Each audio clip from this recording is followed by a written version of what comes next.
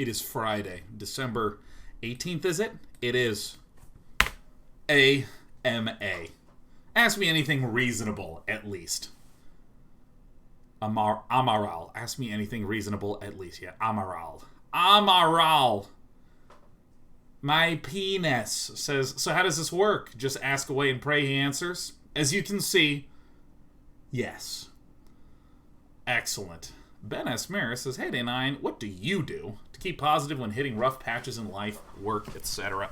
Well, given the fact that 2020 fucking sucked, I have some additional thoughts for this.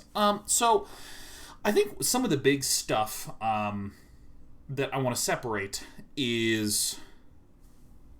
I'm sorry, I can't answer this question right now. I can't answer this question, Ben Esmir. You stayed up till 2 in the morning, and I remember you told me where you were.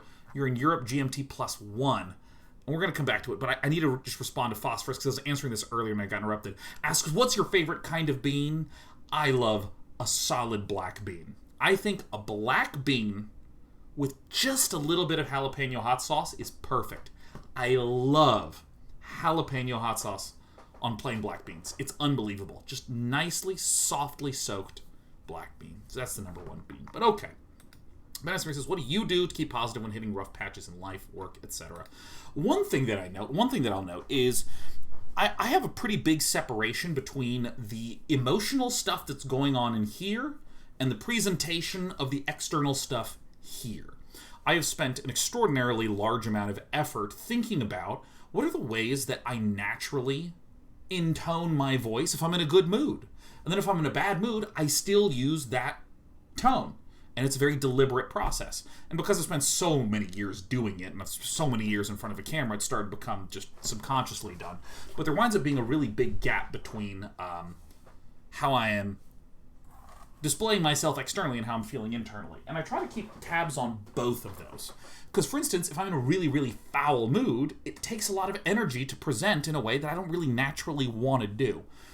So one thing that I want to stress is that despite a lot of the times that I look and behave and appear to be in a good old positive mood, I'm not.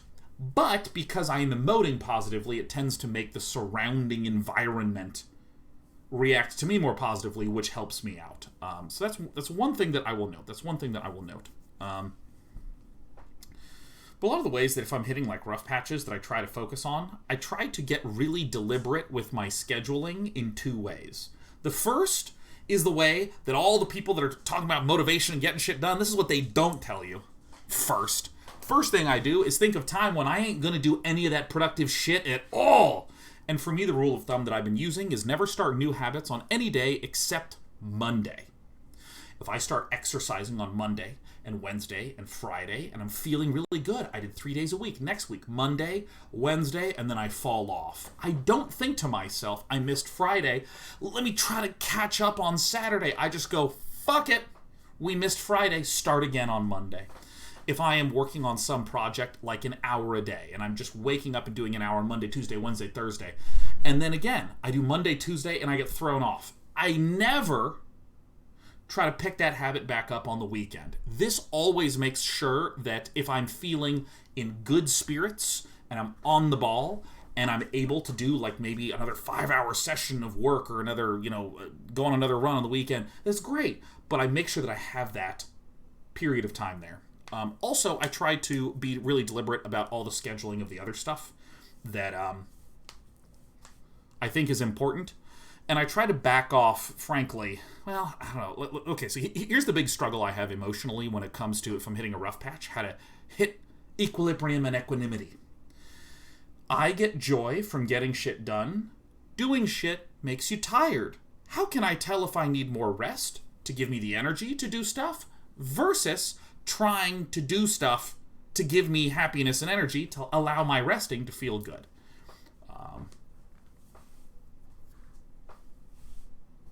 And so that's the gist of the structural parts.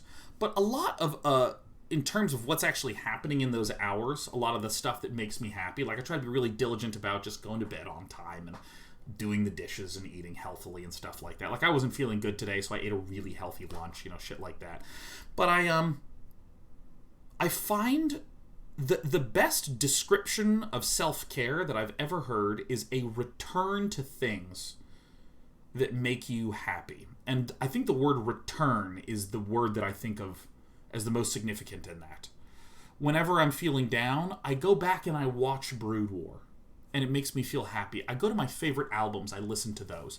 I rewatched recently the first, actually not the first few episodes, most of Claymore, which is an anime that's not good. It's not a good anime. But I like that a lot. I like the aesthetic and the story, and I've read the whole manga, and it's really good. I rewatched that, and just was like, this is terrible, and just enjoyed myself watching it. And Britt would walk by and be like, what is this? And I'm like, don't watch it. Don't catch up. It sucks. And she'd watch for 5 minutes and go, you were right, and move on with her life. So that's a burble of things I do. I only try to start new habits that make me self-bettered on Monday to give myself the chance for a weekend.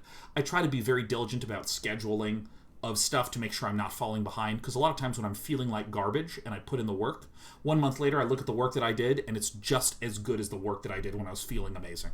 And the third thing is, in terms of the self-care type activities, I try to return to things that make me happy. Brief thanks to, what was it, Ursa Z? Or excuse me, Usa Z. Sorry, I've been playing Dota, so you're Ursa Z now. And Worker, oh my gosh, Worker, what a pleasure to see you. Oh my gosh. Oh yeah, Worker. It's been a long time. I went to lunch at a Chinese restaurant in downtown Palo Alto with Worker many, many years ago.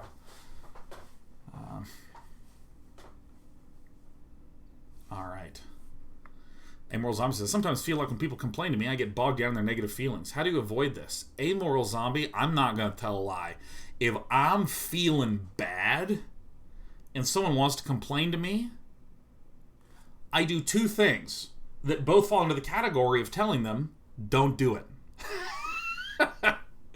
If I'm feeling a little blue, I just check in. Every morning I wake up and I go, how do I feel today? Am I feeling all right? Am I feeling bad?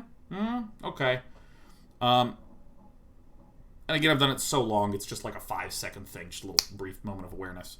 And if I'm in a bad mood and someone calls me, I go, hey man, how are you? And they're like, oh, I'm doing okay, how are you? And I'm like, I gotta be honest with you, I'm feeling really, really drained and not so great. I actually might hop off the phone in a few minutes. So that's kind of like setting up the possibility for me to exit. And the second one is, if someone's complaining to me, I just say, look, I really want to be able to support you and all this, and I just cannot do it right now. I literally have too much going on for me. And I just fucking peace out of there.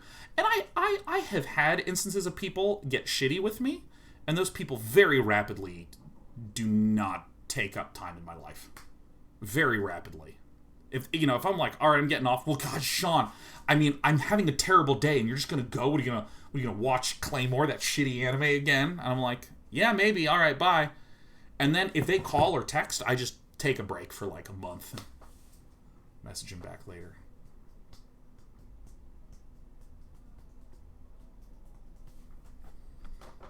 Goldfish Hunter says, real simple question for you. How many times on average do you pick your nose a day? As much as possible, because I only pick winners. Let's see. The 10 who are taken says, what are you looking forward to in the new year? No pandemic, all right? Oh my God, is anyone looking at 2020 going, I had a killer year? Oh, amazing. So you fucking sucked. Are you kidding me?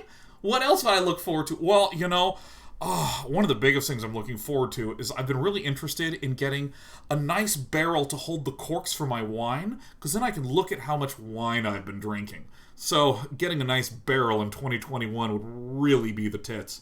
I don't know. I want there to be no pandemic. I don't want there to be any pandemic fucking at all. And then I'm going to go to a restaurant. You know what I'm going to do? Eat so much it's embarrassing to be with me. And then I'm going to go to the spa. And I'm just going to sit in the spa and I'm going to be the one in the sauna who's breathing a little too heavily. And people are looking at me like, is he about to pass out? And I'm like, no, I've just had too much meat at the KBBQ. This is so good. Oh my God, it's so fucking great. That's what I wanted. That's what I'm looking forward to, the 10 who are taken. Lethal Logicality gifts us 10 tier 1 subs. Hell yeah. Lethal Logicality, happy 2020s wrapping up to you. Woo! Yes! What restaurant will you go to? Hey Jang Chon Korean Barbecue at 6th and Serrano in K-Town in Los Angeles.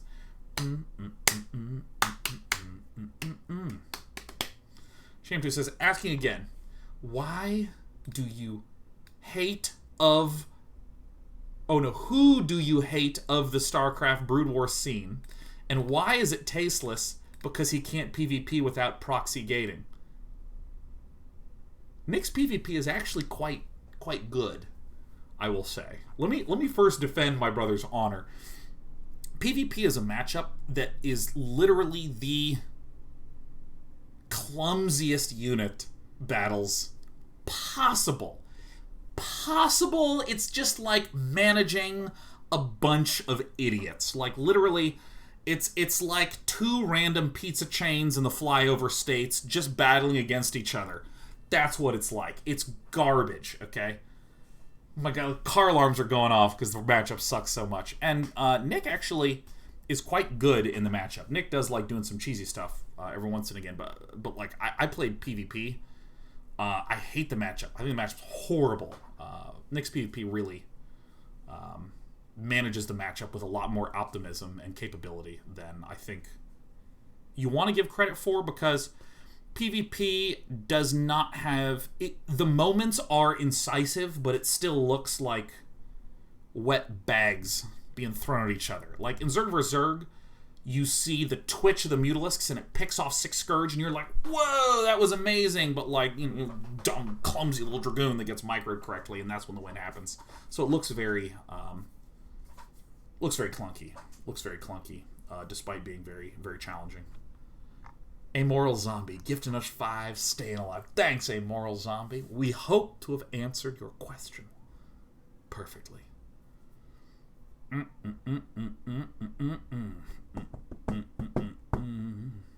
Where's the mug?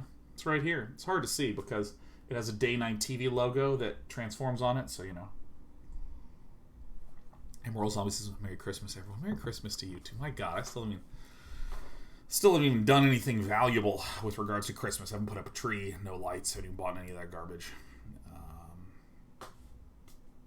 Mash Fan says, because it was my game of the year, what's your opinion on The Last of Us Part 2? Didn't play it, don't care to. This year was chained drama. It was just chained drama and trauma, and it's a game about a girl dealing with trauma and drama, and I went, nah, I can't even watch TV shows that aren't obviously comedies and lighthearted. Steven Universe and What We Do in the Shadows are the only 2 new TV shows I've watched all year. Like, it's just gonna stress me out. I don't want to play a game about them. It's garbage. Oh my god. Oh. Creates this, if you got my missile launcher, I can't find it anywhere. Tristere is asking me my favorite Korean drama that I watched this year. Well, Naja, I am in the middle of watching Itaewon Class, which is on Netflix, and I liked it quite a lot. And I started a while back, and because, again, consuming media that is too emotionally investing for me right now is too much, I haven't finished it. So I want to get back to that. What do I think of Steven Universe? It's fucking unbelievable. It's unbelievable. I love it so much. Oh my god, yeah, dude, Kyle, what do I think of Steven Universe? It's just so good. It's just so wholesome. It's just wholesome and good. It's wonderful. Here's the reason I like Steven Universe, is that the protagonist is unrepentingly optimistic and cheerful and enthusiastic about everything. And normally those kind of characters are very, very poorly written in media. Enthusiasm is presented as incompetence and naivete, whereas it is presented instead as competence in this show, and it's just so good. Oh, yeah. Oh, yeah.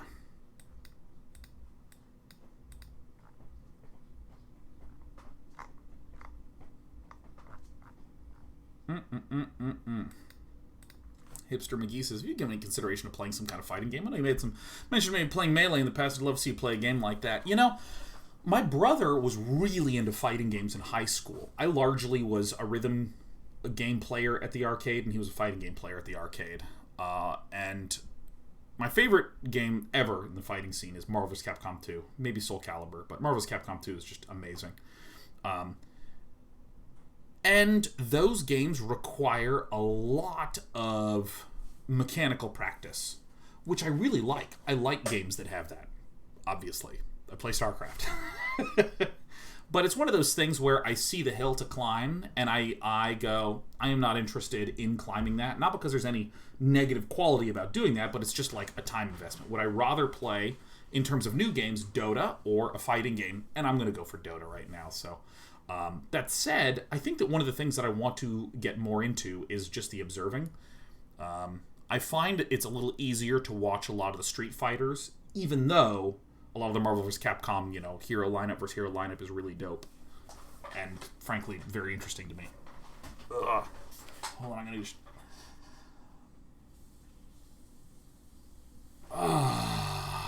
That's great. Ooh, I like this. We're going to do 2 questions. Maynard said, how'd you get so beautiful? Well, this year, Maynard. The way that I achieved my beauty was by eating everything that I could see and avoiding mirrors at all costs. Let's get hot in 2022, baby. Holy shit. By the way, can you raise your hand in chat if you have put on a lot of weight this year? Has any of you... I put on about 30 pounds. Put on about 30 of them. And, has anyone done that? Like, we got some swellers. That's good. That's good. It's not just me, man. The 20-20-20. I like this. I know some people have lost weight from stress too, but the one thing that's been consistent is there's very few people that went, oh yeah, I managed my weight in a very deliberate fashion all year long. I mean, maybe if you live in Southeast Asia where their governments care about their citizens, but here in America, where everything's shut down and all the news is that people continue to fight and do nothing. A lot of just ambient anxiety. Super Rodan says, I love watching you play puzzle games and your discussions of wonder. What would you consider your favorite moment of wonder in any game you've played? Any game you've played. Okay. All right. Okay. So first of all, here's my statement of wonder. There is...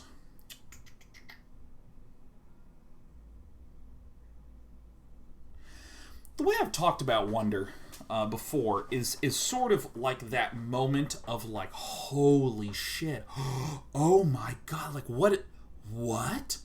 Where it's not like visual spectacle, like it's when I think wonder, I think about amazingness combined with possibility, like where you're admiring what could be. And a solid example from a game that I don't think I played this year, but it was maybe last year. Dark Souls. When you get to Anor Londo for the first time, in the game of Dark Souls, you're kind of in this contiguous segment that, is very gnarled and wraps back around itself. And there was a moment in those games where a lot of people kind of were like, okay, cool, I've figured out the gist of what the main area looks like. And then you get through Sen's Fortress, and then you get taken to this beautiful scene that's enormous, and it implies to you that there's a shitload more to go in the game. And you're just like, oh my god, whoa. You have one of those amazing moments.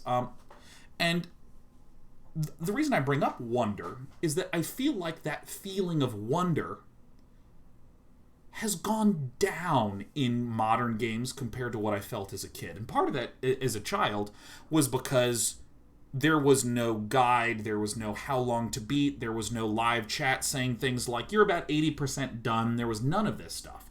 A lot of the modern games feel a little bit like take open world games. It's kind of fun to wander around, and it's fun to explore, but I don't kind of get blown away and shocked and surprised about a new possibility that emerged, unless there was an open world game to have an open world island, and then it unlocked a whole additional island. And then that happened again, and I'm like, how fucking big is this game? Like, that's the kind of feeling I'm talking about. AAA games, especially the linear single-player ones, are just like, just railroading me through. I think the Naughty Dog games are a great example of there's a lot of spectacle, there's a lot of set pieces, but there's not this amazing feeling of, wow, of possibilities. Which leads me to a little bit of why I love competitive games so much, particularly StarCraft, because if someone can figure out a way to control their units just right and hold off that attack that used to win, now it doesn't win. They can defend it. And because they've saved 200 minerals, they have 200 minerals to build a robo. And then you kind of go, well, shit, what can I do now? What are the possibilities? That's an example of competitive wonder that I like, that I really like. But here's my number one instance of wonder in any game of all time. In any game of all time, okay?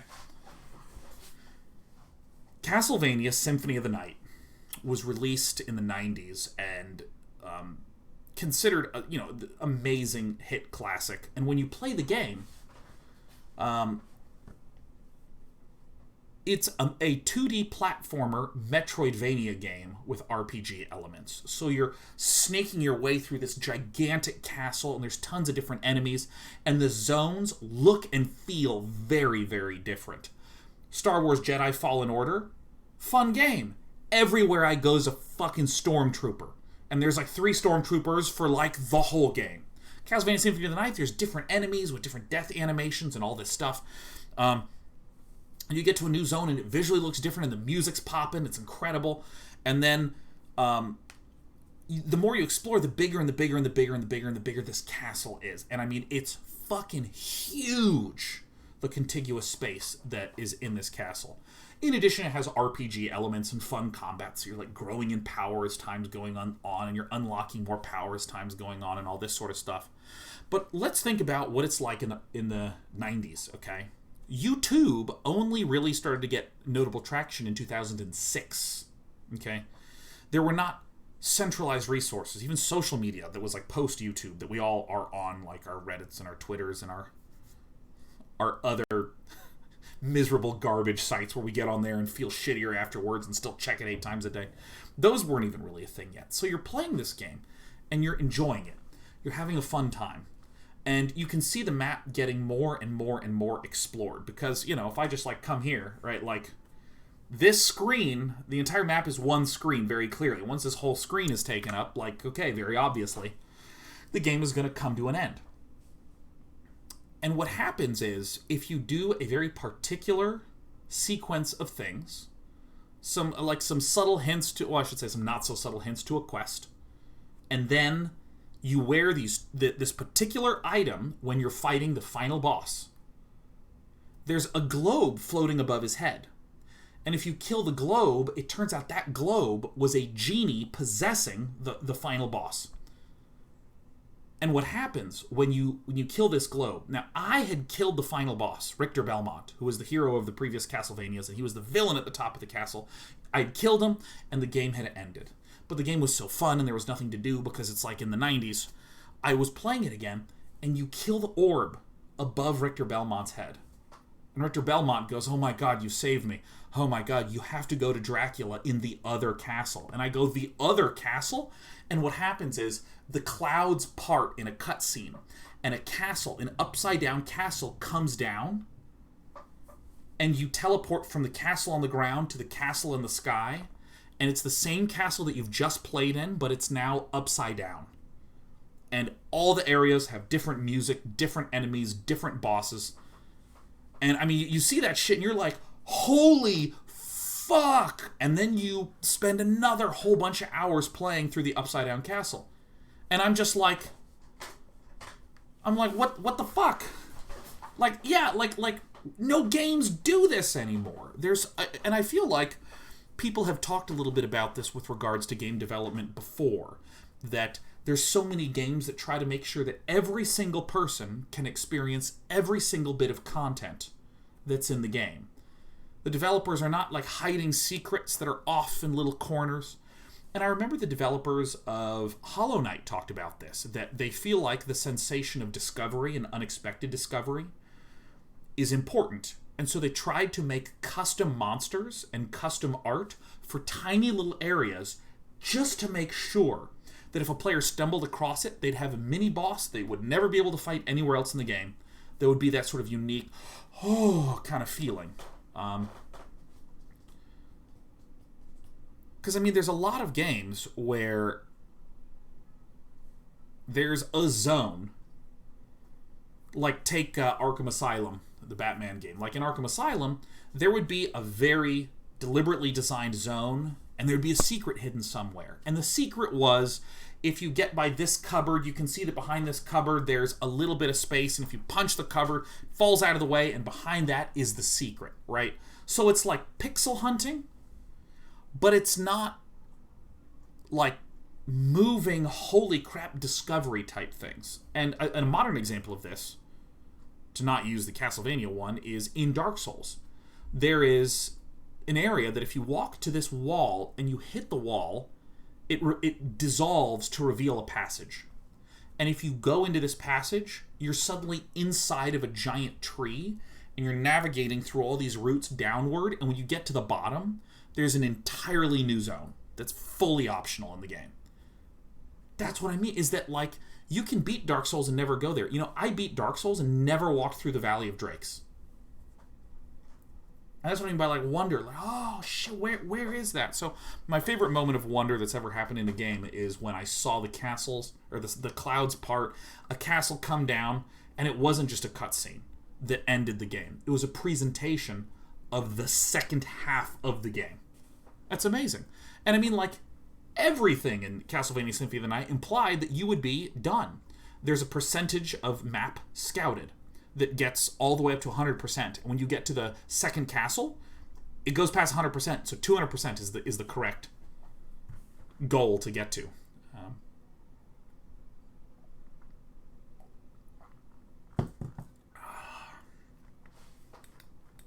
Let's see here. I have the answer. I heard you whistling tune from Final Fantasy VII, as one is wont to do. Did you play the remake this year? I didn't. I haven't played any new games with any frequency this year or last year. And I'm kind of a little bit miffed that it's not the complete game. But, you know, whatever. That's totally fine. That's totally fine. I haven't played it, and maybe I'll wait until more of them are out and just binge them all the way through. Or as I would say that, bing them! John Burkus Jr. says, you don't think you run the risk with things like that of messing with the player's expectations? This is a fantastic question. This is a fantastic question. And here's kind of what I think. I think it's possible to do poorly. I've noted examples where it's done well, so it's obviously possible to do well. However, I think that if you are in a room with a bunch of developers working their ass off, and they make an entire zone that in playtesting everyone keeps skipping, it's incredibly easy to justify at a studio level, we should really put a giant beacon there that says there's a whole zone over there, so that way the players can experience the content. And I think that, you know, that takes something away. I'm not saying that's bad. I'm not saying you shouldn't do that. If you take a game like, hell, Skyrim, that, by the way, is running on your computer or some electronic device around you right now. With Skyrim, give me one quick second. I'm going to talk about Skyrim in a moment.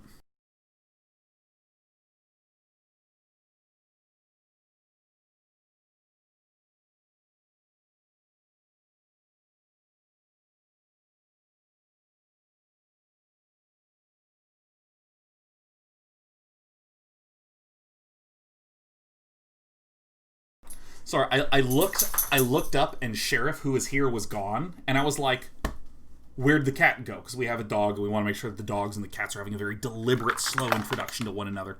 And I was like, oh my god, is my cat being torn apart while I'm talking about Skyrim? Somewhere Todd Howard's like, it's really good. That is the next generation experience. Anyways, we were talking about Skyrim. Like, in a game like Skyrim, if you say, I want to go here, the game pathfinds for you. But there's still a lot of fun little nooks and crannies to explore and stuff to look around in. I think it's a question about doing it properly and understanding the way in which you are creating the expectations. So, for instance, a game like Dark Souls, or a game like Hollow Knight, or a game like Castlevania, these are games about exploration and discovery. And you feel that very, very quickly in the game. And so the idea is that you're rewarding that with a sense of real... You're basically rewarding the curiosity in a big way. Those are my thoughts. Clack, clack, clack, clack, clack, clack, clack. Do we have a Crablar emote yet? I asked Eric to help us with getting a Crablar emote, and it's just a very happy crab. Immoral Zombie says, basic question, what's your game of the year?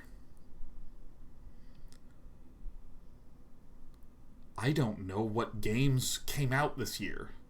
Because my answer is Factorio. Did that launch this year? No one's sure. No one is very sure.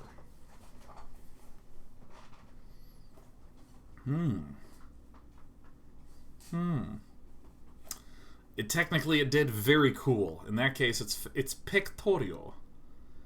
Pictorio. Shaq Nash's favorite mostly walking game played this year. We played through, we played Black Sad. We just got done with Quest for Glory.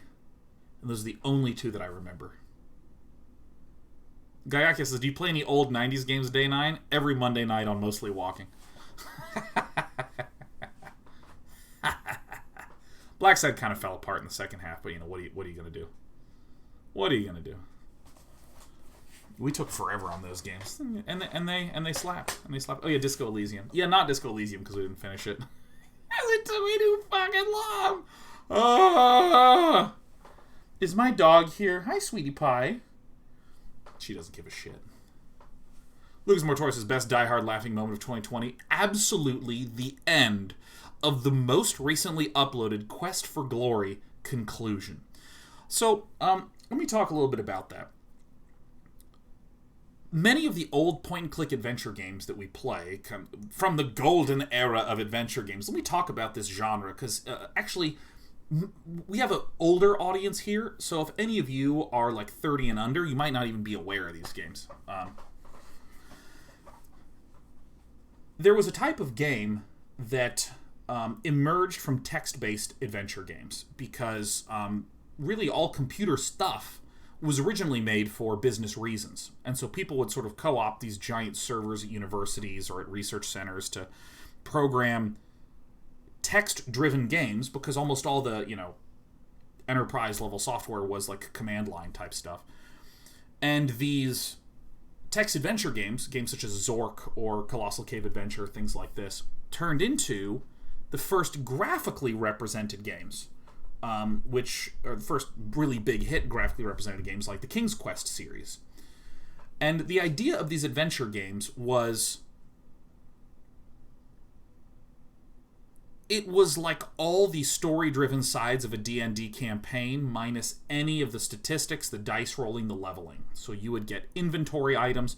You would use these items and give them to other various people to change quests and open up new things. But they started to get really kind of fucking weird. Like, a lot of these games they were about, like, lateral thinking. So you would have a door that you could feel the hinges were too rusty, and you couldn't find oil to lubricate the hinges. So you had to use the mayonnaise on a ham sandwich to lubricate the hinges, and that would open the door, and there you go, and you can advance. So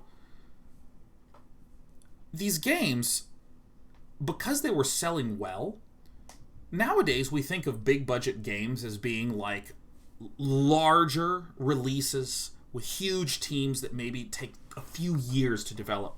But a lot of these old point-and-click adventure games were developed in like 6 to 12 months. Quest for Glory 4, the one that we just completed, had 2 weeks of QA on it. 2 weeks of QA on it. And the Cyberpunk devs are like, what I wouldn't give for 2 weeks of QA. I'm sorry, I don't even think that's a valuable comment. I just think I feel obligated, given the social zeitgeist right now, to just reference it.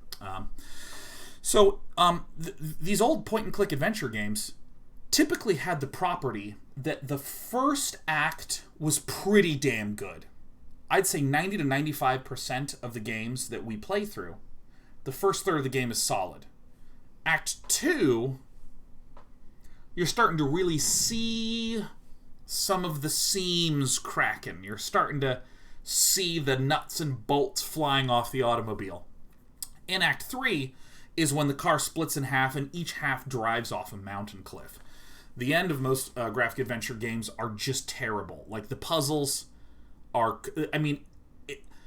I remember we were at this puzzle in Quest for Glory where we're in a room and the game has told us we need to read the Ritual of Bone. And we just couldn't figure out how to make the reading of the ritual happen. And it turned out we had to, like, stick there's a place for a torch, and if you stick the torch in there, it says that the lighting isn't good enough for the ritual.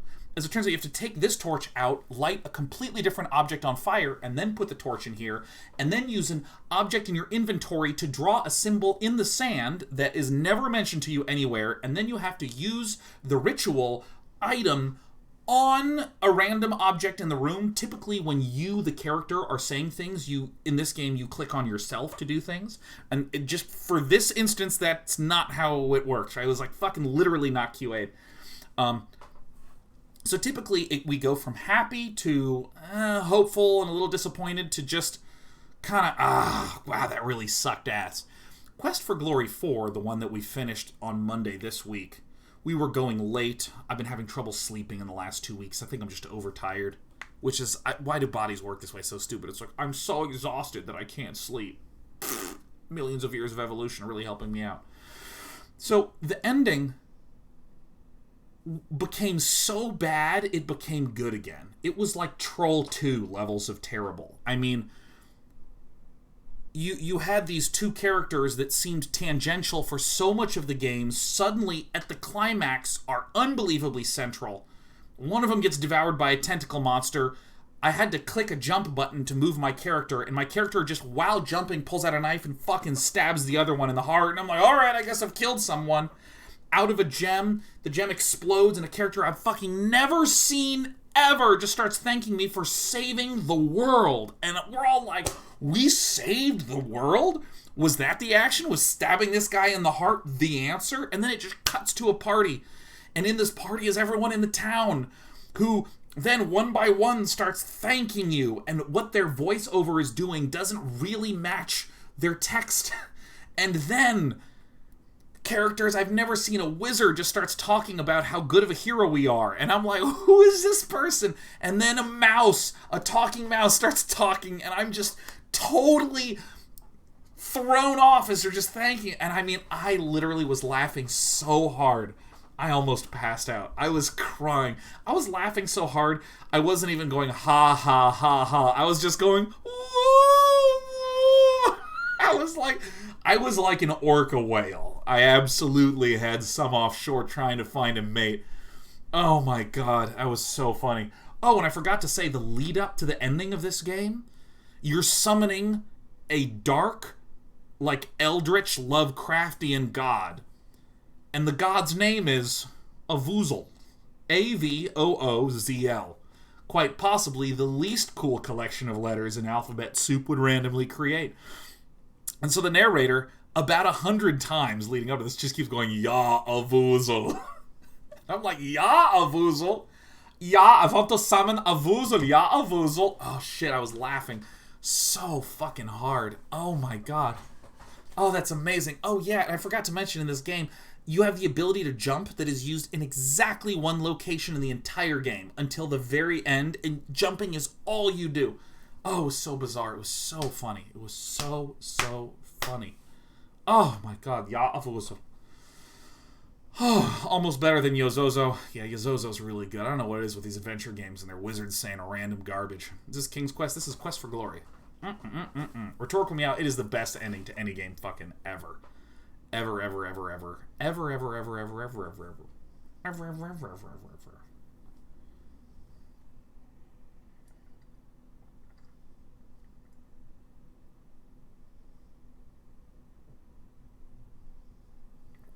My throat is moistened. Sharp Chris says, how excited are you for the Viking set? What?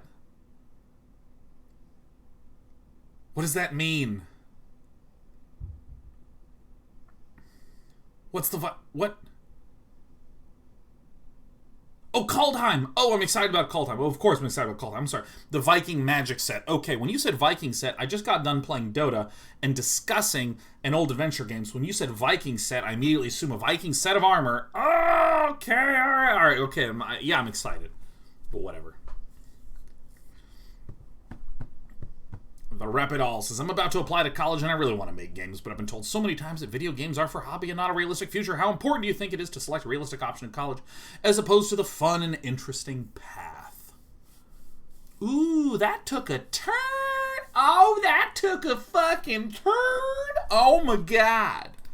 Oh my god. So, I'm gonna give you the actual realistic answer as someone who streams games and makes games and talks about games and plays games and said, "How's a long day of streaming? I want to unwind with some games." I have the thickest one to mention, baby, and let's talk a little bit about this. So I think it is very important to note that doing a safe option only is dumb, and abandoning everything to pursue your dream is dumb. Just do them both, man. I think that, for instance, you could do the following. You could I'll just use games and game development. It's a pretty straightforward one. You could say, I am interested in game development, and in particular, I'm interested in, let's just say, it's really technical games. Something very system-driven. Maybe you really like RimWorld or something like this. So, what you study in college is computer science, because you want to do a lot of programming. And then, what you do on the side, as side projects, is you develop these kinds of games, and you learn a lot about the development process. I kind of feel like there are three things that every human is generally capable of doing, which is your work, a hobby you're really passionate about, and then fart around time, okay?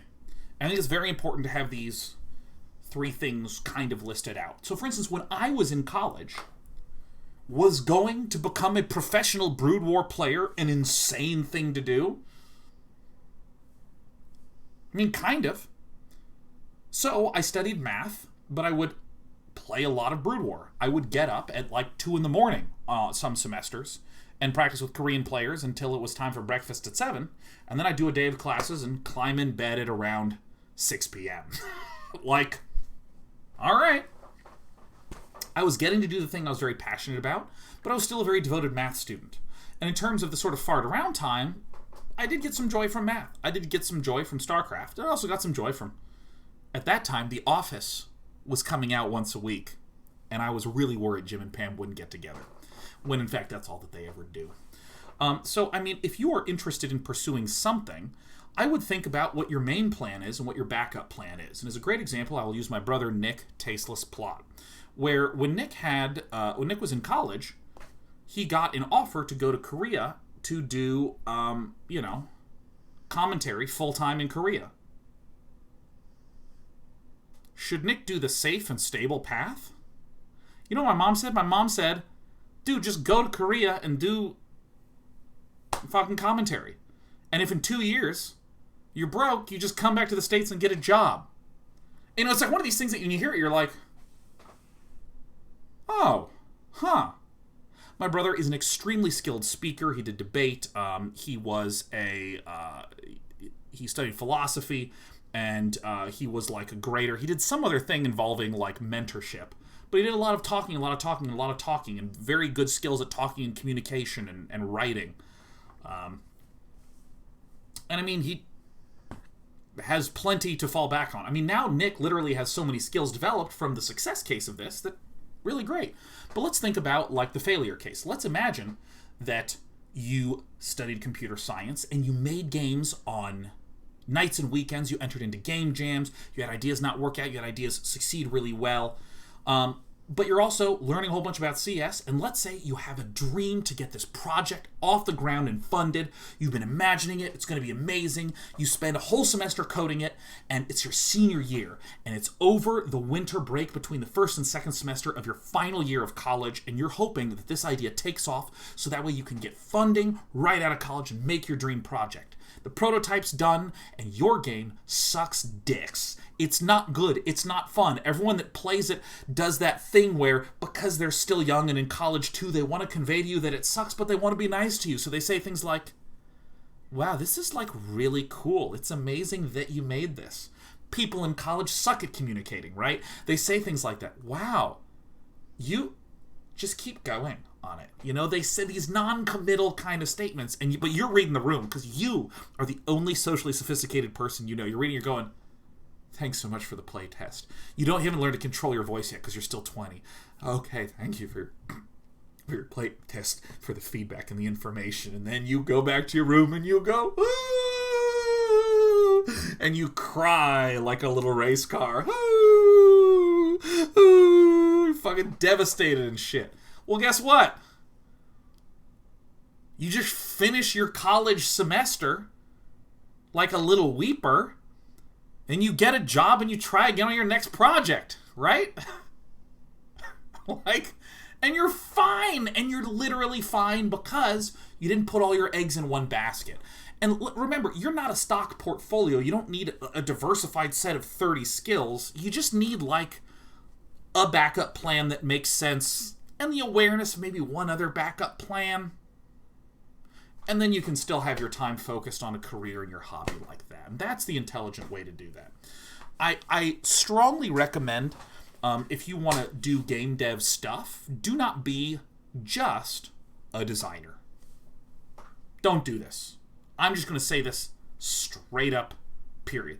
Don't do this shit. Don't be like, but I just have the ideas, and I wish to be in meetings and enjoy the act of coming up with ideas. Nope, doesn't count. Learn to program, learn to do art, learn to write, learn to do audio, learn to make music. Pick one of those and learn those really well. So if you're going into school and you're doing just...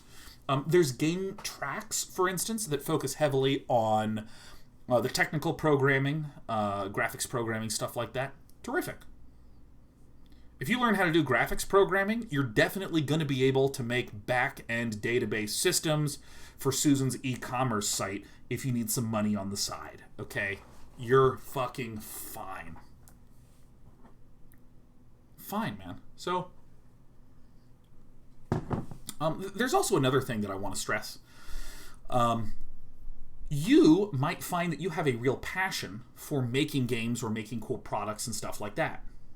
You might find that the act of working on games as a hobby is interesting to you, but the act of being one of 800 people working on a gigantic open world game is not satisfying and fun.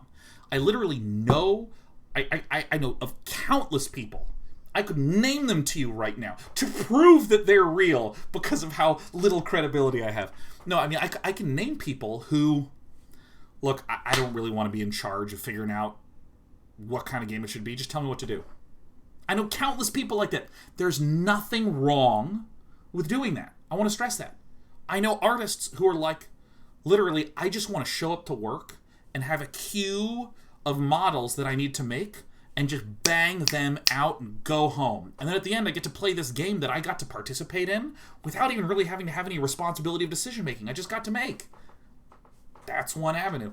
And I would stress that as you are...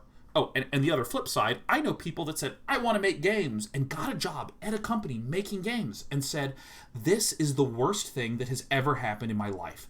They quit, they go back to the private sector doing something in just general engineering, they make $300,000 a year, and they spend 4 weekends working on cool game ideas with their buddy, and when it's done, they play with each other, and they go, that was fun. Let's buy alcohol with all of our money.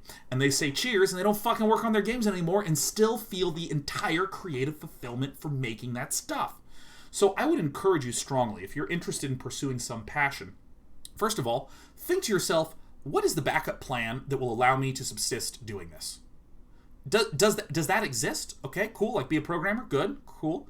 Step 2, start doing it immediately. If you want to go into film, just buy a camera and start making film, start editing shit and showing people. Just start doing it. Because what you'll probably find, at least half the people that start doing the thing that they're really excited about imagining, is they find out that doing it is terrible. I've told the story before. In the early StarCraft days, when I was going to a lot of tournaments, people would just say, I see that you're a commentator. I want to be an esports commentator. Tell me, what do I do, Day 9? And I would say to them, start making videos. And they're like, what do I need to do that? And I was like, go home tonight, open up a game, get any microphone, doesn't matter how shitty, make it and upload it to YouTube and do that every single day for 30 days. And then we'll talk.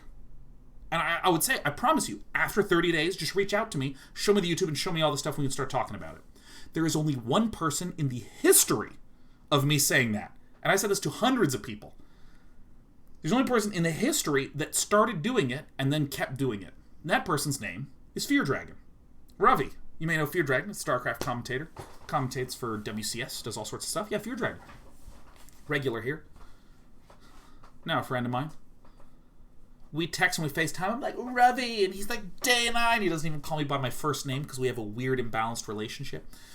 Like, Fear Dragon, and he would tweet at me every day. It's like, I recorded the video and here it is. I recorded the video and here it is. And I recorded a video and here it is. And it's like, Fear Dragon actually enjoyed doing it. He enjoyed creating the content. And a lot of people I would see and be like, oh, hey, you were at that last event. What?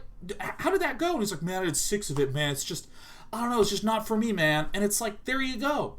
You spent 4 months fantasizing about it, and then you spent 6 days doing it and went, this sucks. So, there you go. Peeling all the way back. You have a passion you want to pursue, but what if it doesn't have legitimate future outlets? Well, great. Have a backup plan so you can subsist. Start doing it immediately so you get a sense of how it feels and functions. And after you've done it for a few years, it'll be very easy and obvious and clear what the next steps to take are.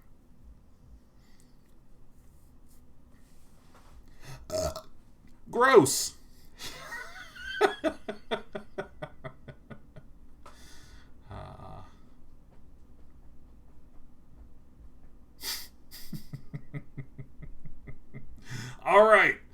All right, I got really into that answer. I got really interested in the answer.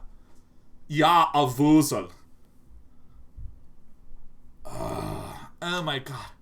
Day 9 inspired me so much, but then, like, air in his stomach came out of his mouth, and I went, I'm unsubscribing. I'm gonna go find a kind content creator that isn't so gross. Gurgle Smurfin says, 1,000 bits. Well, I'm off to bed, but thanks for another year of exceptional streaming. Gurgle Smurfin, thank you for 100 months of support, the 1,000 bits, and I hope you have a wonderful, wonderful sleep. Big Mike asks, do you journal? You know, I don't. I do not journal. I tried to journal, and to say I hated it would be such an understatement. I was writing, and I mean, I literally just started to write, why the fuck am I writing this down? And I was just like, oh my, like the whole, today I woke up, and when I wanted to eat breakfast, I decided that cooking was too much, so I just sat there. Like, why am I writing this shit down? I don't understand. And I mean, for me, a lot of the way that I process my thoughts is I talk to myself. So maybe that's not for you, but it's for me, but it's not for you. And that's fine. But every time I've ever journaled, I literally feel so self-conscious.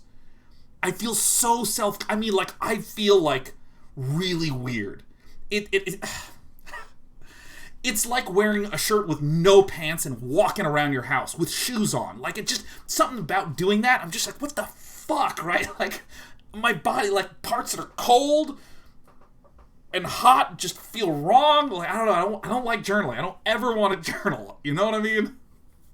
It feels incorrect. But the thing is, I know for some people it's really helpful. It's really helpful to journal and or walk around with a shirt, no pants, absolutely just out, with shoes on. Like, maybe that's it. Maybe that's good for you. But I don't journal. I talk to myself. But here's the thing. I can boil down everyone that I like to one quality that they all have, which is that they're deeply self-reflective. I think reflecting on who you are, what you said, because there's times when I've been my little, like, you know, obnoxiously loud self, and I walk away and I was like, that felt really good, and I sit there and reflect, and I'm like, but how was that person reacting? Was I maybe cutting that person off? Or maybe not cutting off, but maybe being sufficiently loud that they didn't feel like they had a chance to drop in? Oh man, how would I have changed to make sure that I could check in with them in the middle of doing that to make sure they feel included? Because I don't know about that, you know. Yeah, I mean, I think that, like, reflecting about that is really, really, really, really, really important. And self-reflecting in a lot of ways feels horrible, and your body doesn't want to do it, because you have to imagine ways in which people like you and don't like you, and you actually have to get better at that, and so you practice. That sort of thing.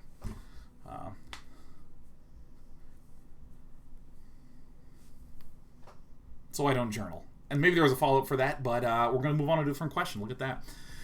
Captain Tusk Tooth says, can you say anything about Arena Mobile? Absolutely. They don't tell me shit. The way that any intelligent company does this, but whenever they record a video of me saying, this is going to come out, you record like 20 versions. So that way I don't know, and they don't have to worry about anything. Jason Doss says, how do you deal with people not liking you / rejection?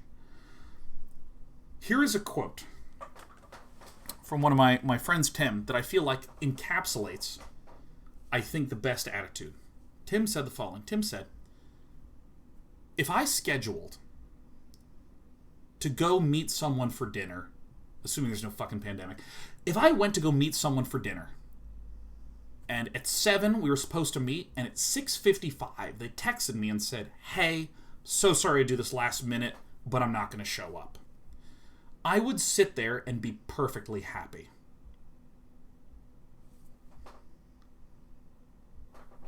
I love that, right? Where it's just like, oh, okay, so he's... Alright, so no. Cool. And I mean, like, that's it. That's the answer, right? And I mean, I sort of have a slightly more... Believe it or not, I have a more verbose way to describe that, but I feel like that's the attitude that I really like, right? Which is, if you are going to go ask someone out, let's say there's a man you've been fancying, you've been eyeing him, ooh, he's so handsome. Don't think about how great it's going to be if he says yes. Think about, what are you going to do that's going to make you feel great if he says no? Because if you have that plan and that idea, then you're going to go, hey, I was wondering if you wanted to go out on a date with me because I find you hot, hot, hot. Maybe you don't say it like that because he'll go, no, no, no. But maybe if you say, do you want to go out next Friday? And he's like, no, I'm sorry, I'm not interested. Then you can go, well, great. Because I am going to have an extra large pizza with my favorite whiskey and watch a movie that I've been dying to see. By the way, you now are starting to see how I celebrate. When I was younger, I used to put all my emotional eggs in one basket, right? Where I'd be like, I am a worthy person if Susan will go out with me. Which, of course, made it very scary to even speak to Susan, because if I'm like, hi, Susan, how are you? And she's like, well, hold on, I'm busy. I'm just like, oh, I'm not worthy of love, right? Just fucking these things. Oh, I could feel my whole body just turn into this shrimp, and my ribs would snap and crush my heart. It would be fucking terrible, right? But I was also a very brash person. In a lot of ways, I still am. I'm better at presentation, so I just come across as forward is the word. But I was kind of brash, so I'd just be like, all right, I'm going to ask her out. Here it goes. And I'd like walk up to Susan, and I would just be talking too loud, spit be flying out. I was like, Susan, do you want to go out with me? And she'd go, oh, no. Is that okay? Right? The classic college answer, because again, every person in college, they only have about 50% of their social brain developed, so they just say shit like this to each other and ruin the next 10 years of their respective lives. So she would say that, and you know what I would do? I would just go, fine, that's fine, and I would go away and I would find a new hobby. I would go away and be like, and then I hit number 5 on the world ladder for StarCraft. Or I'd get dumped and be like, and I'd suddenly own all Vertigo comics and have read all of them, right? Like, I would just get into the, and I found that most of the hobbies that I have today sort of came out of those moments of, like, agony and misery. And as an adult, I'm like, why don't I just do that normally? And then if there's, let me change the topic from rejection because I'm a Brit for a decade, but like, now if it's something like, hey, do you want to work with me on this project?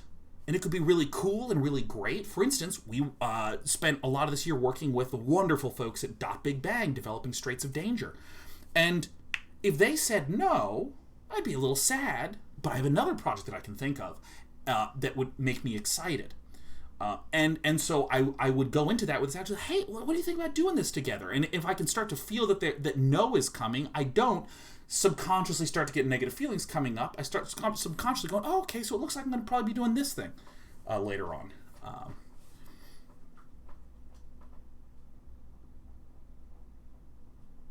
What was the question? Oh yeah, how do you deal with rejection? So that's sort of the thing. And I think that the summary that people say is to find a sense of self or to find a sense of grounding.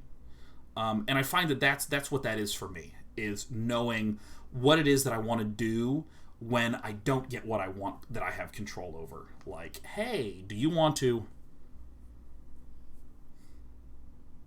over break, do you want to have this 1 week-long trip to Vegas together? And then they cancel, and I'm like, all right, cool, because I haven't read Way of Kings yet, and that's what I'm going to do now.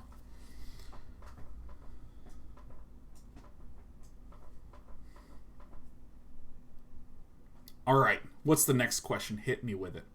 Asia Potato says, how's newly married life? Oh, I fucking love being married. That is the best part of 2020, is the fact that I got married. Oh my god, it's fucking so sick. I get to say things like, let me ask my wife. I do this for literally, like, in situations that don't matter. Like when I'm on the phone with dry cleaning, where I'm like, when is it going to be available for pickup? Wednesday? Hold on, let me ask my wife something really fast. Yeah, we'll be there on Wednesday. Like I am absolutely wasting other people's time, and it's very fantastic. I flex it all the time. Fear Dragon 64 says the question that instills the most fear in every adult. Hey Sean, what do you want for Christmas? I don't fucking know at all. I have no idea. I don't know what I want. You know what I want? Well, all of it I can just get at the store that's down the street. So I go get those things. Like, I don't know. Okay, but the thing that I always say, that I've been saying right now that I like, this is what I've been saying, this is what I think, this is it. I really love the 4 elements. Earth, fire, wind, water. And all art associated with that shit. And therefore, well, I'm going to cut myself off because Fear Dragon 64 just gifted 50 subs. Fear Dragon, Fear Dragon, Fear Dragon. Ruvy, oh you I so lovey. Oh, Fear Dragon gifting 50. Holy shit, happy 2020, man. You got me exactly what I wanted for Christmas. Fear Dragon says, Merry Christmas to my life role model. That's so sweet of you, Ruvy. Oh my god, Ruvy, we were just talking about how awesome you were like 30 minutes ago, about how you were the only human being that when I said, if you want to get into casting, just start casting and uploading to YouTube channel, you're the only person that kept doing it. And now you've been fucking casting WCS and tournaments and NA Ladder Heroes and all that good stuff. Oh, yeah. Oh, yeah. It's very kind of you, Fear Dragon. Wow, well, now I feel like a real asshole because I'm going to be like, anyways, I was talking about what I want for Christmas. I was talking about how I really love the 4 elements because of Avatar: The Last Airbender, and I know this is an outdated reference, but Captain Planet, Earth, Fire, Wind, Water, and who gives a shit about the last guy, right? He was like, Heart, I can control snakes, and he would go like, whoa, whoa, whoa, whoa, whoa. I think he had Heart, and Heart was not the ability to do anything except like tell animals what to do, but I still love the other ones. Captain Planet, I liked Avatar, I like all this sort of stuff, I like elemental magic in video games, so if any of you have any cool art that involves the 4 elements or a cool elemental theme, tweet them at me. That's what I would love for Christmas. That would be terrific.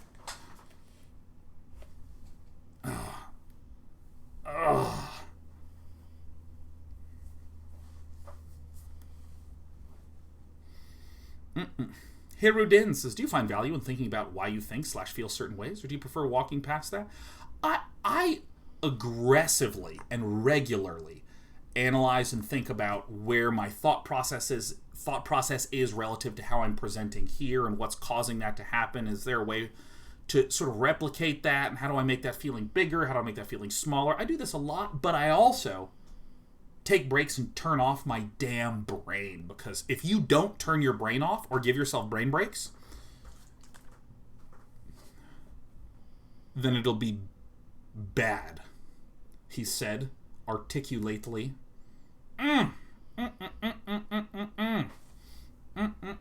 Tikari says, ooh, how do you start getting better at that? I recommend therapists, because I view therapists not as someone who fixes your problems, but it's kind of like you go to a trainer because they show you how to use the equipment properly and they show you techniques for working certain muscles. You go to a therapist who teaches you emotional techniques for dealing with common emotional patterns and ways to build up various emotional muscles.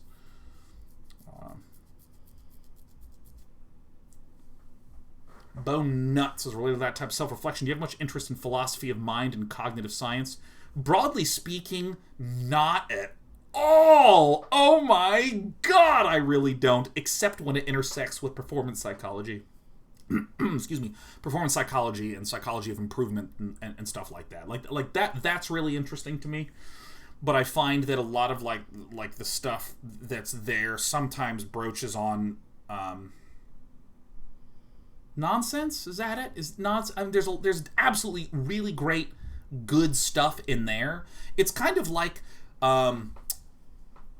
let's take electronica as a genre. Most of it is so bad it hurts to hear, but the good stuff is really, really, really, really good.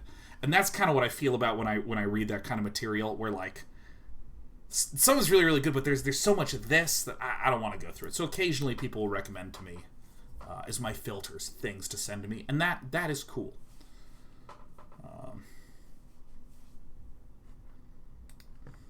That's what I think. Almighty Bobina says, hey Sean, I'm going through a really tough time in life, and I'm trying to focus myself to get through it. Finding it really hard to enjoy hobbies and things I normally did. What's your advice to help rediscover happiness in hobbies? Thanks for chatting with me at PAX East 2 years ago. One of the highlights of the past few years for me. Oh my god, it's terrific. Oh, hell yeah. Oh, hell yeah. So I talked about this a little bit before, but,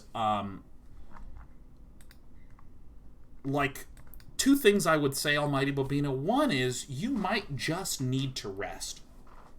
I typically find that, for instance, I am finishing a work bender in December.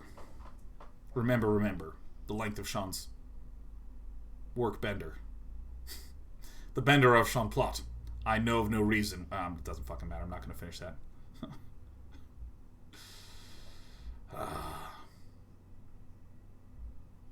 I lost my train of thought, but I'll get it back. Here it is. I find that, like, I have this work bender that I've been going on where I've had one day off the entire December, so I'm tired.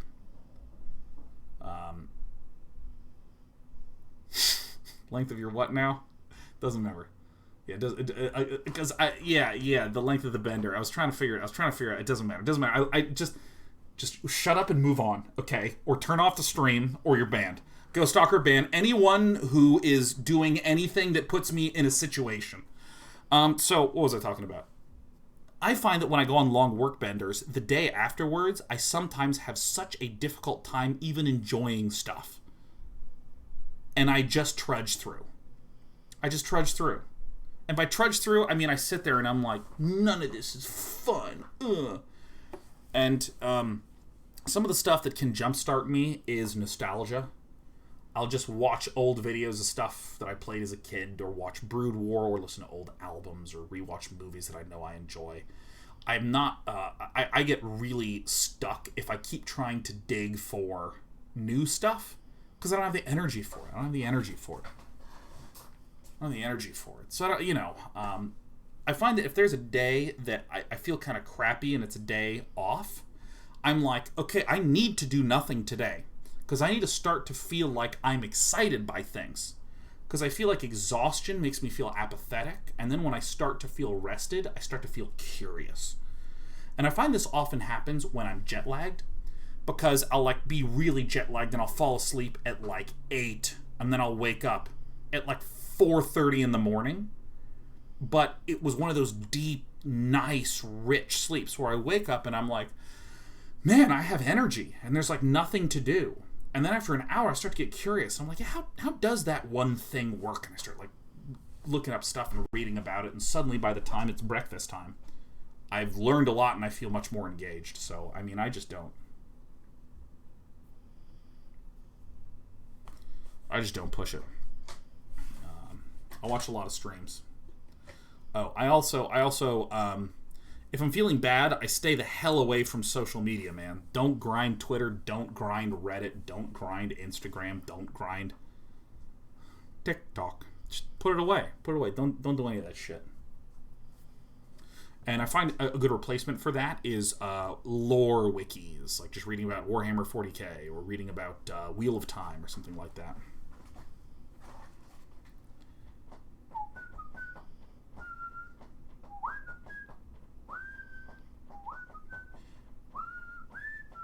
Monkeys Forever. Monkeys Forever! Oh my god! I'm such a big fan! I was in Monkey Forever's chat this morning, and we friended each other on Steam, and we both went, ah! And it was really fun, and now Monkeys is here. And I get to just get all wiggly, too. Monkeys Forever, I'm here to bring your opinion of me down. I can't wait to play Dota. It's gonna be excellent. It's gonna be, ooh, very, very cool. Oh god, my lips are sweating. It's been a year. Don't mind me. Alright. Alright.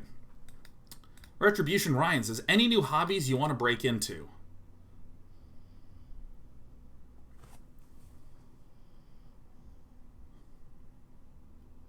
No.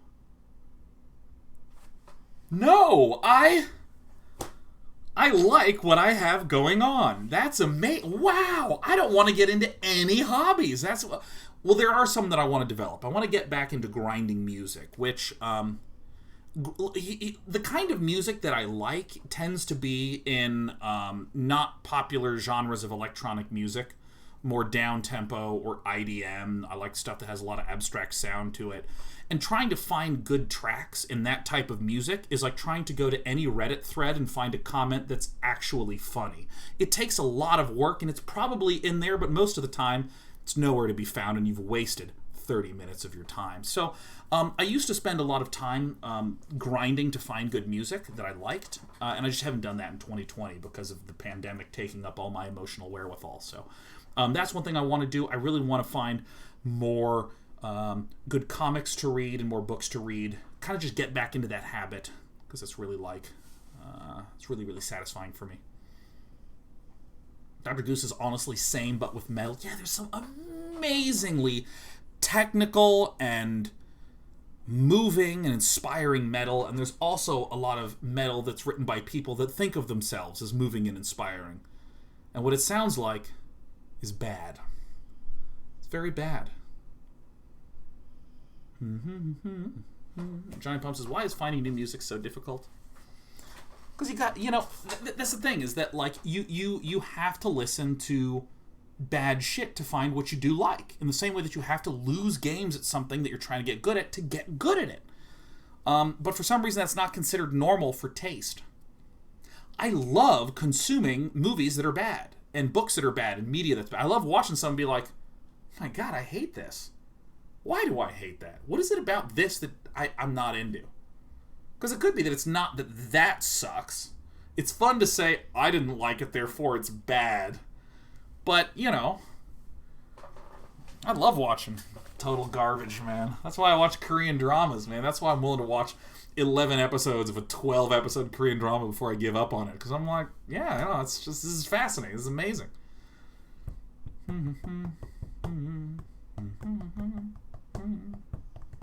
EGAB91 says, how would one approach asking for a raise and how to formulate it in a good way?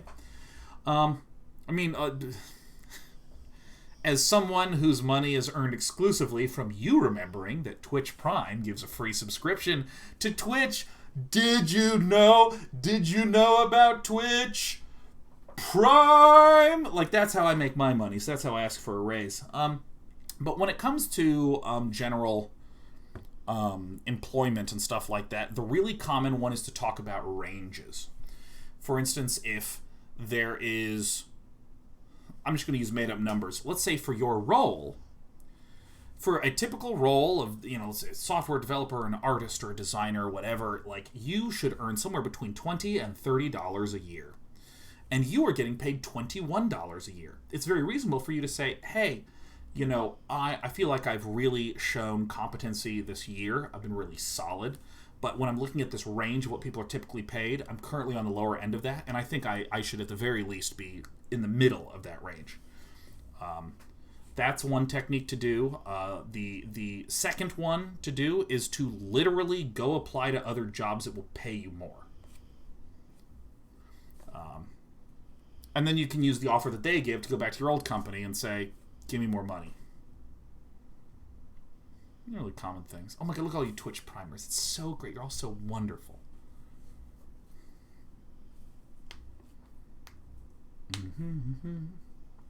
Torkel Meow says, does Sheriff still love the hallway rug?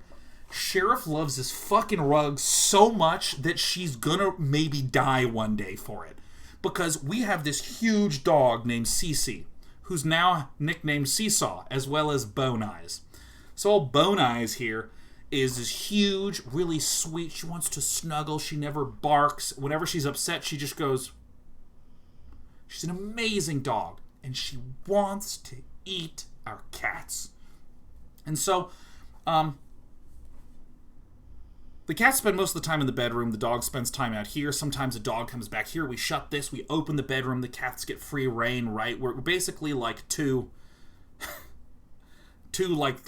just camp counselors that are trying to manage the schedules of all of our pets. And in the evenings when everyone's asleep, we high five. We're really good parents, So, Sheriff, one day, I was going into the bedroom to get something, and then I came out, and I opened the door, and Sheriff shot out, and the dog was like, oh, I'm fucking gonna eat this cat. And the cat, looks at the dog and is like, holy shit, and then runs to the door and puts her paws up to the doorknob, and she looks at me and goes, meow, she is like, oh my god, I might die, we have to go to the hallways where I can lie down on the rug and drag myself and flop around. What is this cat? I can't believe it. I cannot believe this cat. She's risking her life like an idiot, like a fool.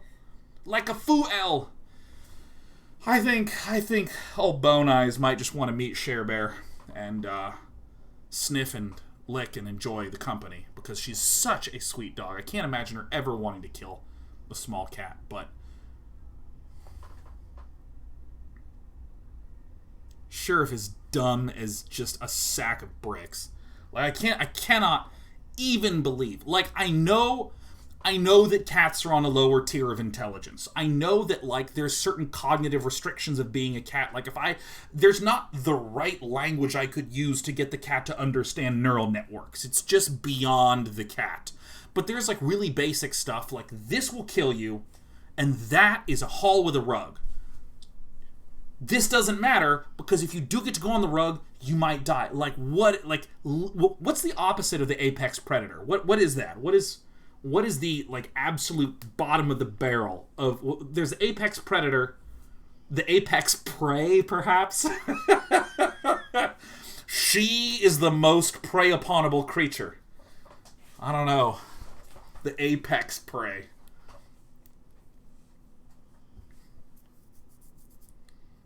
The bottom pecs? We can't talk about that. We'll get banned from Twitch for TOS violations.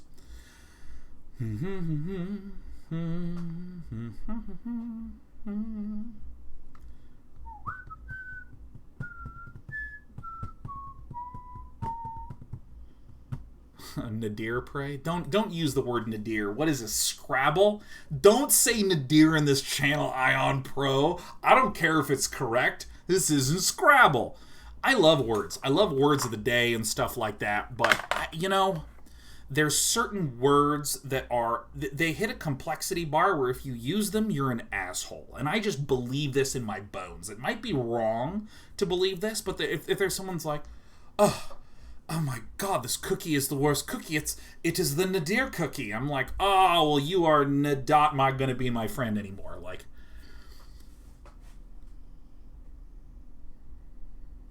Crate says, who's your favorite non-Day 9 streamer to watch this year? Well, Crate, I'm a big fan of Monkeys Forever, an offlaner in Dota 2 who has great cheer, good music, and wins games. In fact, I'll sometimes be eating my food watching Monkeys Forever, and I'm like, he's so good at Dota. I'm going to be like Monkeys. And I get on Dota, and I get shit apart. I just literally just get torn apart. And it's horrible. And, oh, it's terrible. And I go back to Monkeys chat and like donate them bits. I'm like, it's really great to see you play Dota so late again. Where I like fit that lost right in your streaming schedule. Monkeys is great. Monkeys Forever is a streamer I strongly recommend. Who else is great? X Mira Mira is always hilarious. X Mira Mira is a Sim streamer who, like, with the Sims and a lot of like customization and very freeform games, you've seen me on air. I get like itchy. I'm like, but what are my goals? What is it that I'm trying to do? What is my MMR as a Sims player? But when you watch Mira, she's just unbelievable at fabricating these stories and exploring these relationships and just actually creating a world and environment that like the neighborhood has personality.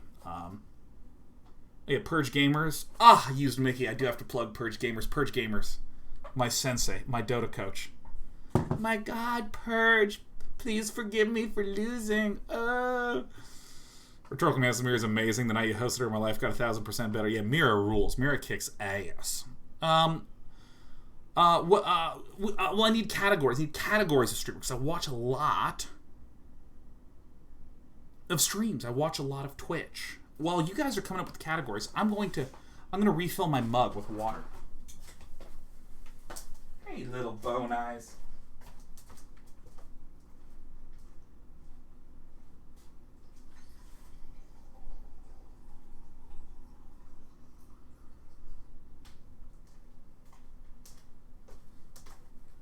What a good dog. Oh, you're so good.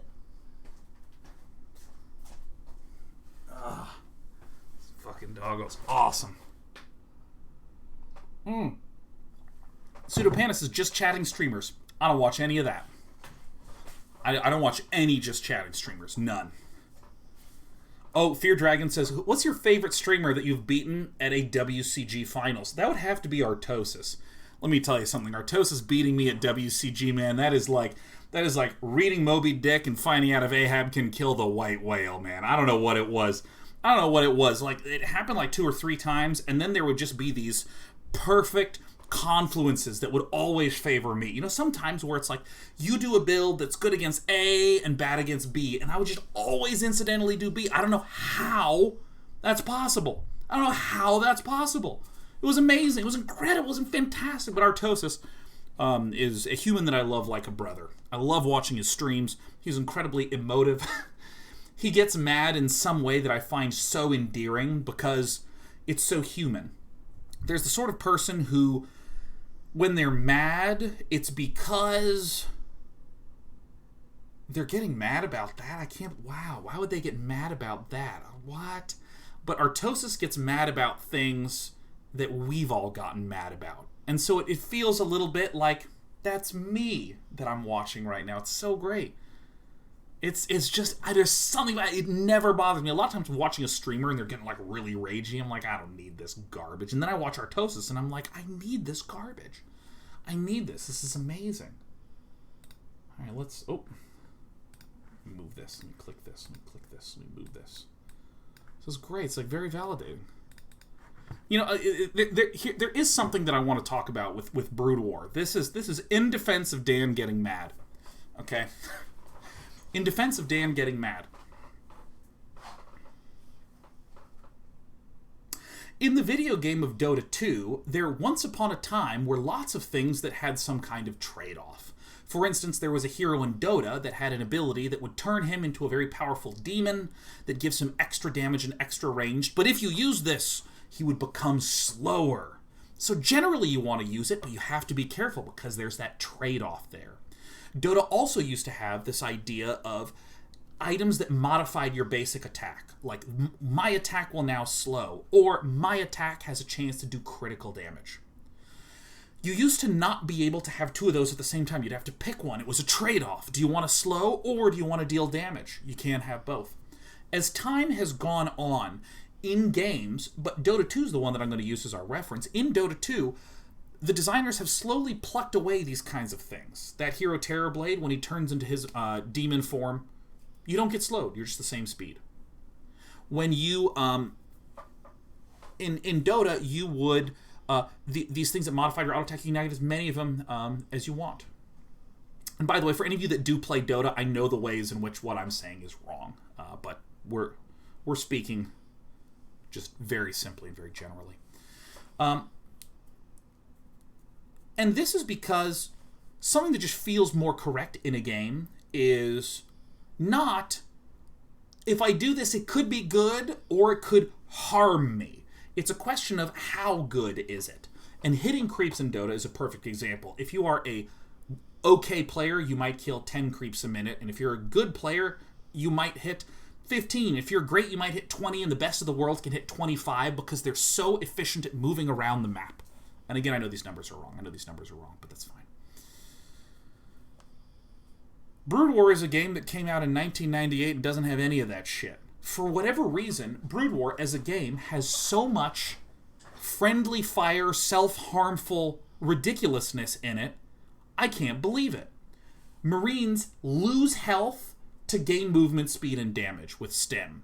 Siege tanks deal friendly fire damage. Mines for Terran deal friendly fire damage. Defilers consume their own units. If a Protoss or consumes units to get more mana, if you storm deals friendly fire damage, so you have to be careful. Now, I'm lucky because I play Zerg, and Zerg really doesn't have very much friendly fire. There's things like Plague, which is an ability that when you cast, it hits an area, and everything in that area's health slowly drains to 1. That can hit your own stuff. Ensnare, which is an ability that, same thing, splashes in an area and everything is slowed. That can hit your own stuff, that sort of thing. For whatever reason, one of Terran as a faction identity is that everything kills itself. Everything deals friendly fire damage. You build vultures, which plant mines, and those pop up and explode and kill your own shit. Your siege tanks do friendly fire damage. Science vessels. You have an ability called Irradiate, which you cast on a unit, and it starts taking damage over time. And everything around it takes damage over time, including your Terran units. So you can, cast on an enemy Ultralisk, which is a huge, powerful melee unit, and then the Ultralisk just runs at all your units and starts fucking killing them with your Irradiate. And so Artosis plays this race. Artosis plays Terran, and when you're watching him play, he's constantly having all of his own shit kill all of his own shit. And I'm looking at this and I'm just like, why is this a game? It almost makes me want to create a game with nothing but extreme trade-off effects. Nothing but extreme trade-off effects. Right? Imagine an aimed skill shot in Dota that is a one-shot kill, but whenever you shoot it, your health goes to 1. That's what I'm fucking talking about, man. This is the kind of stuff that I need. Right? It's something that applies an area of effect damage on them and you until one of you dies. That's the sort of thing that I want, man. Things that are just, ridiculous. Where I cast it on you because you're at half health and I'm at full health and I run away and hope you don't heal. This is the game that we need. But if you don't want it to be a new game, you can get it in the old game, StarCraft Brood War, on Artosis' channel on weekday nights in America or in the mornings in South Korea. It's incredible. It's incredible. You love to see it.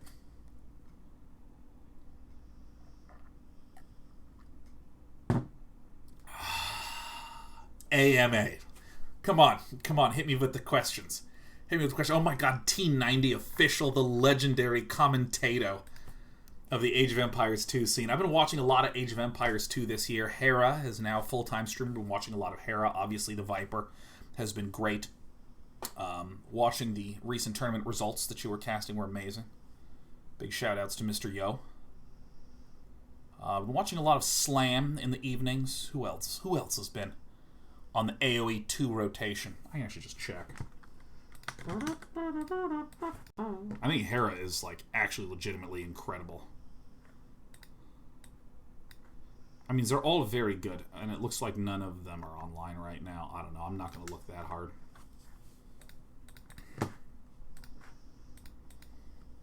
Makers, his favorite Magic card of all time, Palaka Worm. Done. Easy. Easiest answer of my life. A very easy one. A very easy one. Oh, it's 6:21. I have to remember to go to bed early tonight because I have to get up at 6 a.m. tomorrow to get donuts and coffee because at 7 a.m. it's call time for the 8 a.m. event, the Team Liquid Star League 6 semifinals. Oh, my God. And in the winner's bracket, it is going to be, let's see, I think it's Cyril versus Showtime is first, and then Elazer versus Beyond. Beyond had like an insane run. Holy shit. What was it? Who did Beyond beat? It was like Clem, I know, was the first person he took down, and Cure, and there was some other just spooky good player. Spooky good player. What time is that GMT? Let's see, I'm GMT minus 8, and that's 8 a.m., so 8 plus 8, it's going to be on at 16 o'clock, or 4 p.m. Is this SC2? Yes, it's SC2. And the winner's bracket is stacked. It's a bunch of tippy-toppy Koreans, and Rainer in lowers.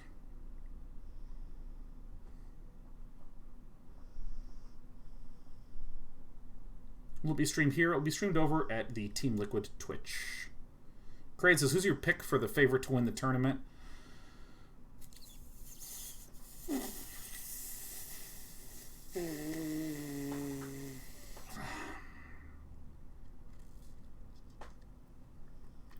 You know, I'm going to say Showtime, man. Showtime or Elazer, man.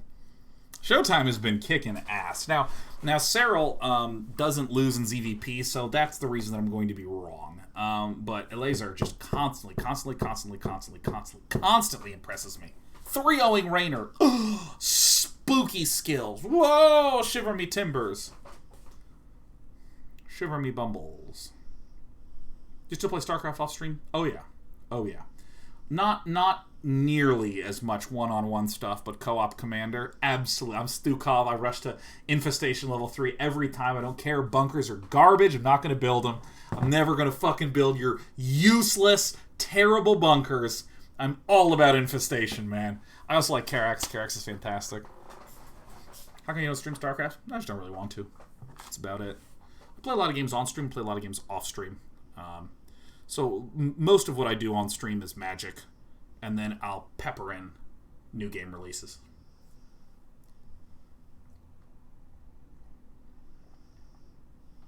But bunker pushes, load, unloads, says Shin Yakumura. It's so expensive and it eats so much supply. Let me tell you what I like to do. I like to have way too many barracks, and I just like to hold the A button and sip my tea. And then they just go like, and I gack out a bunch of Marines, and it's like, so sweet.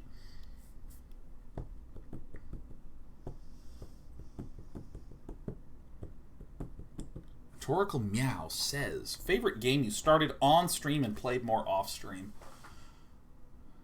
Ever? Slay the Spire comes to mind. Factorio comes to mind. Fallout New Vegas comes to mind.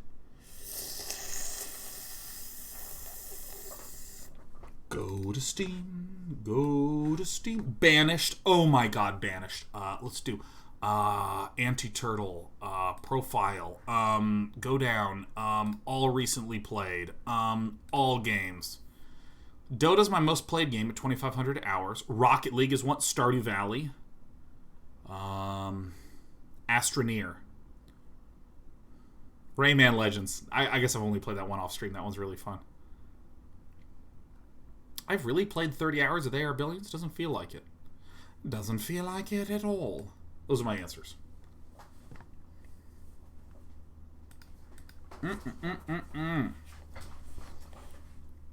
Oh my god, yes. That's my answer. Rhetorical Meow, I've done it. Face of Will says, how do you feel about playing more Outer Wilds? I think it's incredible, but it's too scary for me. And I'm not doing anything that makes me feel uncomfortable even a little bit in 2020, nor 2021. No. No. You know, I have a question. We're going to be going for about 30 more minutes. Do you have any weird questions? Like, what's just a bizarre question? Because we started off with Phosphorus's question about what my favorite bean was.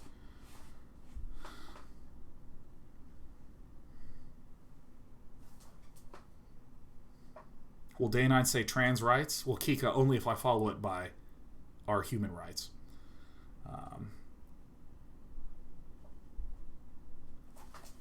Oh my god! Oh my god, this is an amazing question, Potato Elemental. This is an amazing question. This is an amazing question. Okay. Any opinion on VTubers? Well, it's time to go down this rabbit hole. Alright, let's go to Chrome. Let's go to twitter.com/shindags. Alright, so I mean, it's just so abstract. It's hard to even describe. Oh my god. Okay, let me...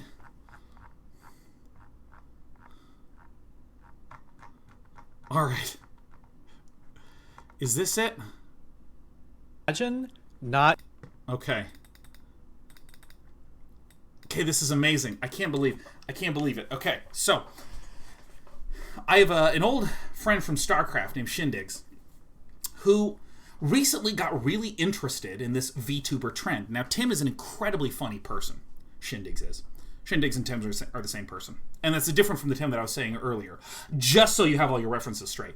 So, Tim got really interested in the idea of VTubers, and Tim is someone who just, for whatever reason, whenever Tim gets interested in something, Tim produces amazing shit. For instance, Tim was interested in visual novels at one point and just made 2 whole amazing visual novels on stream. StarCraft 2 visual novel, SC2VN, and Don't Forget Your Esports Dream. You can get both of them. I've played them. They're fantastic. Tim is incredible. And Tim was just like, yeah, I kind of want to learn to make music. And he just would just devote tons of hours to producing it. Whenever I want to unwind and relax, it involves me just getting hot sauce stains on my shirt while I'm watching television. Tim somehow makes amazing stuff. Now, Tim got interested in the idea of VTubers. Now, what's a VTuber? The idea of a VTuber is you take a character with a 3D model. And, well, actually, let me explain in a different way. Take me right now. I, Sean Plott, I have this channel. I'm a persona. I'm a personality. And what I'm doing right now is talking and answering questions and sharing my thoughts on life and the year and yada, yada, yada, yada, yada. But the idea is that it's happening in real time in a live, in-person sort of way. Now, we have seen characters get created, such as... Why is it so hard to literally name a character? Okay, Steven Universe is a fictional character created in an animated television show. You can go and you can see the animated television show with Steven Universe right there. VTubers are blending character creation with the idea of personal interaction individuals on social media and combining them into what's called a VTuber. So if I were a VTuber, I would be like a fully 3D modeled... let's pick an animal, a starfish. Okay, I would be a 3D modeled starfish, okay? And the character model would be synchronized to my movements, so whenever I talked, you'd see the little stomach and the starfish just talk like this, and there'd be little eyes that would blink with me, and I would stream as the character. So many of you may have seen the VTuber Manny the Dog, which was this Shiba Inu dog that would play Counter-Strike and be fucking obnoxious. You would, there's a couple streamers are like dogs and cats, but they're like stylized, like almost anime style. And recently Riot released a VTuber personality that has an Instagram page that makes content. It's like a digital character. Again, it's a digital character. So Tim has been making the most fucking ridiculous VTuber experiments. Like, did this one with Wendy's, like eating a Baconator. Wait, look at this. Imagine not eating a Baconator, dude. Imagine someone not eating a Baconator, dude. Oh my god. Imagine eating a Baconator with rounded patties, dude. Oh my god. Imagine eating a Baconator with rounded patties, dude. Oh my god. Takes out a switchblade. Like, and Tim has been pounding these out. Like, I can't even stress. how amazing it is. And Tim actually did a McRib. Where is the McRib video? Is this it? Oh my god. I mean, it's just like incredible. Hold on, just stay here. Stay here. Ah, perfect. Good day, my lady. Look at this. Look at this. Tim made a McRib into a VTuber. This is incredible. Good day, my lady.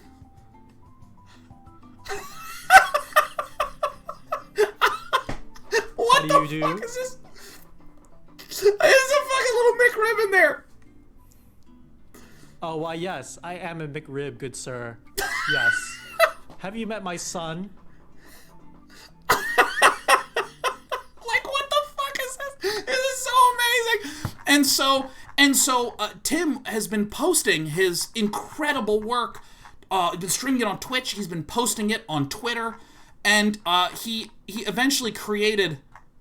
I'm not even going to describe it to you. I'm just going to pause. I'm going to pause, and I'm gonna play this. I mean, look at this.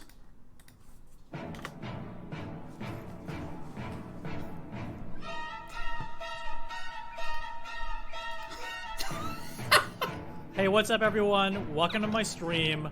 We're gonna be gaming.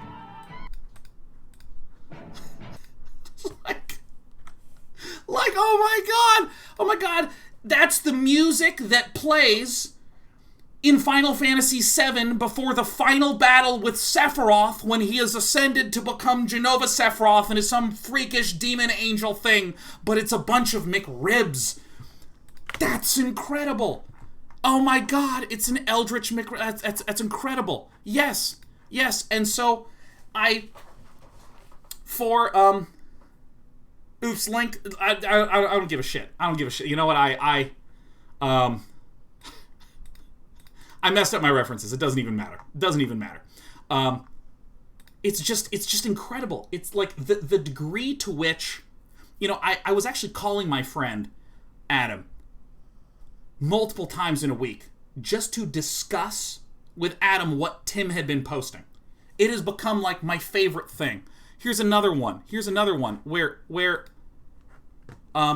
Tim made a VTuber gun and played Valorant. Oh my god. Dude. I'm actually so focused. I'm so focused right now as the gun. It's the gun, dude. Oh fuck. Oh no. Oh no. I'm a god. I'm a double god. I'm a triple god. Oh! Yeah, dude, it's the blessing of the gun. Like, and one of the things that Adam and I uncovered from trying to talk to each other about this is that if you went back 100 years in time and tried to explain to someone in the year 1920 what Tim is doing today, they would literally go insane. They cannot, anyone in 1920, they would be incapable of hearing this without losing their mind like they just looked at some Lovecraftian eldritch being. Like, you have to first explain the idea of the internet, which is like, well, information turns into ones and zeros and flies through the air everywhere, right? Then you have to explain what the fuck being a personality on stream is. And you have to explain why so many of them have weirdly colored hair, lips, and eyes. Then you have to explain what anime is. Can you imagine? I mean, screw these first three things. Person in 1920, let's break down what anime is. And you would just start to see, like, blood pouring out of the side of their eyes and nose and shit. And then the idea of a VTuber being a blending of fictionalized character and personalities on what's called social media, where no one shows their real personalities, but it feels that way. And then you have to talk about what a McRib is, and that was turned into, like, holy shit. It's literally so many layers deep. It is hard for me to even overstate my appreciation for shindigs. I mean, that is the most incredible thing I think I've ever seen. That's my opinion on VTubers. I do think that there's There's stuff to be said about the industry at large of VTubers, which is the idea that, like, for instance, if I, Sean Plott, got sick for a month and was unable to broadcast, the business has to stop. But if you have a character that can be run by a company, and that way you have way more points of failure. Or I should say way more stability. If one person gets sick, you know, if the voice actress is unable to do this VTuber, you can get a different voice actress or voice actor, and you can do a voice modulator and all this sort of thing. My God, it's unbelievable. It's unbelievable how great it is. Redundancy, that's what redundancy is what I'm looking for. It's more layers of redundancy.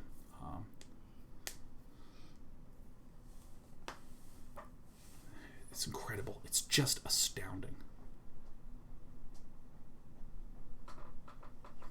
This is my rants. This is what I think about VTubers. This is a good, weird question. This is a good, weird freaking question.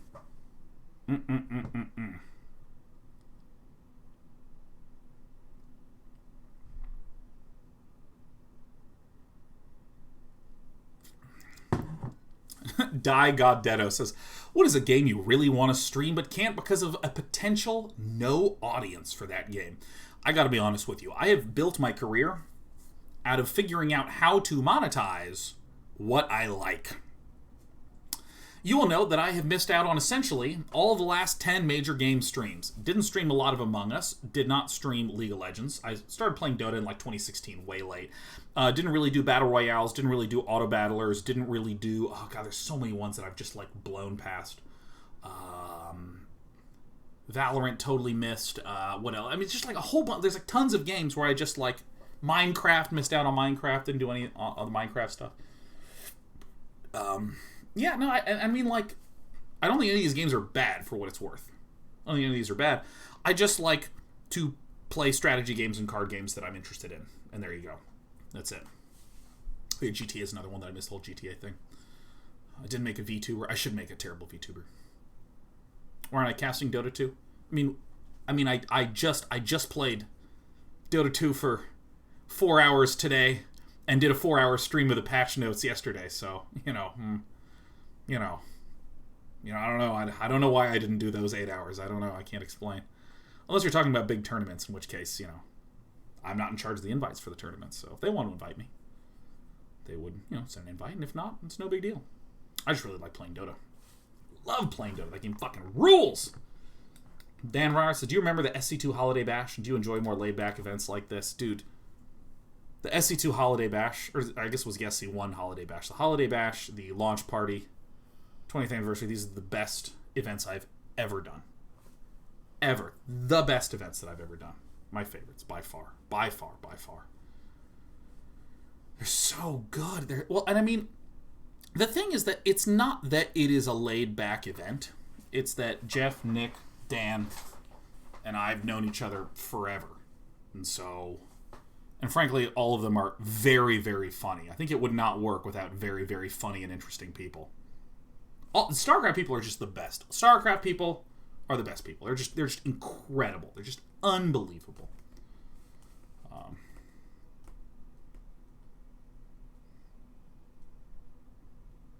It's a very difficult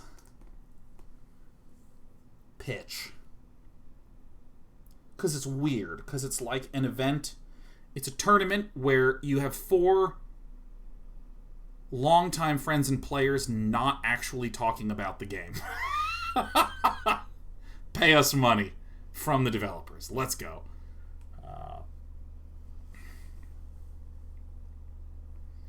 So it's like weird. It's like, but trust me, this is going to be really good. Like it had to be fun in like a really weird ass way. Glitch SV says, when traveling is finally allowed again, is there any place in the world you would like that would be extra amazing to experience with your wife? I would love to go down the eastern coast of Australia. Starting up in the Daintree rainforest, curling down the Gold Coast, ending in what Americans can describe only as Melbourne. I've also always wanted to go to the Beksiński Museum in Poland. Always wanted to do that. Always wanted to do that. That would be amazing. It's because some good sailing over there. I kind of want to just chill on a beach. I want to go to the Great Barrier Reef in Melbourne. Melbourne. There's Bloodborne and there's Melbourne, and both of them kind of have a really interesting architecture to it. And if you have like a huge brain like me, you can see the giant creatures that are reaching down. We okay? We okay, little buddy? All right, y'all have 20 more minutes in this. AMA. Oh, here we go. A13 Wing says, what's something you always try but never works the way you think or want? Life. There's a quote that I read recently that I like moved me a disproportionate amount, which was, there's an amazing Twitter / website called Brain Picker or Brain Pickings. I think Brain Picker is the website and Brain Pickings is Brain Picker is the Twitter account, Brain Pickings is the website. But there's some author who wrote, and Maria Popova, who does who manages this account and the website, just consumes tons of literature and just writes really nice essays and articles. And one of them, there was an author who said something to the tune of, these things that you call distractions, they are life. Those are just life. And I found that really moving because I'm giving myself a bit of a pass this year because of the pandemic. But I find it's very easy to go, I wanted to do this thing, but, then my dog was sick, so I had to do the thing with the dog, and I didn't want to do this because, my kid was up late last night, so I didn't get a lot of sleep, so, not doing that. And it's like, no. Getting what you want to get done is about working with those distractions, not about waiting until they're not there so you can focus.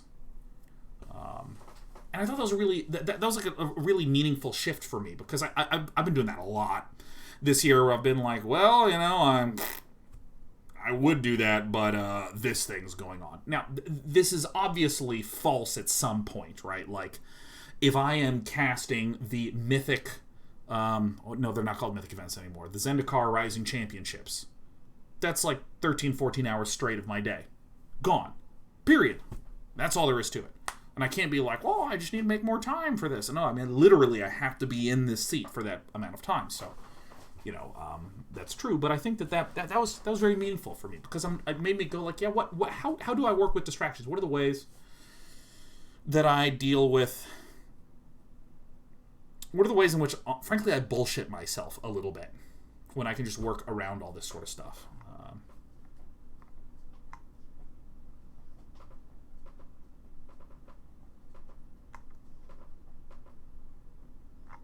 Yeah.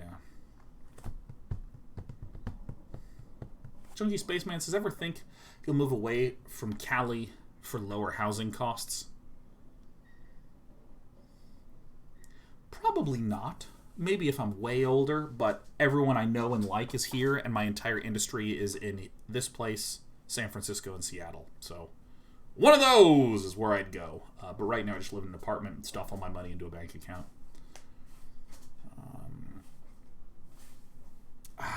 Oof. Fistulas of Fury says, what is your favorite invertebrate? The jellyfish. I think jellyfish are beautiful. They're absolutely amazing creatures. They just look weird and they function very differently from other animals. I think it's amazing.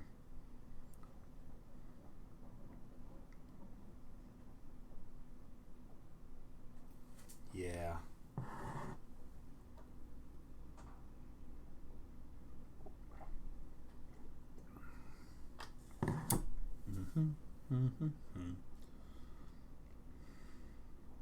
Heriton says, what's the silliest phrase or idea you 100% took to heart? Does it show up in a cool way in your life? I'm sure I got one of those. Sure I have one of those silliest phrases or ideas that I took 100% to heart.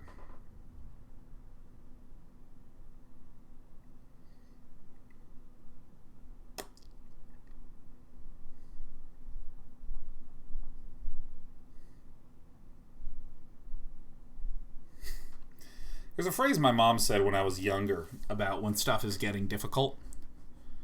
The phrase was, just keep stepping over dead bodies, Sean.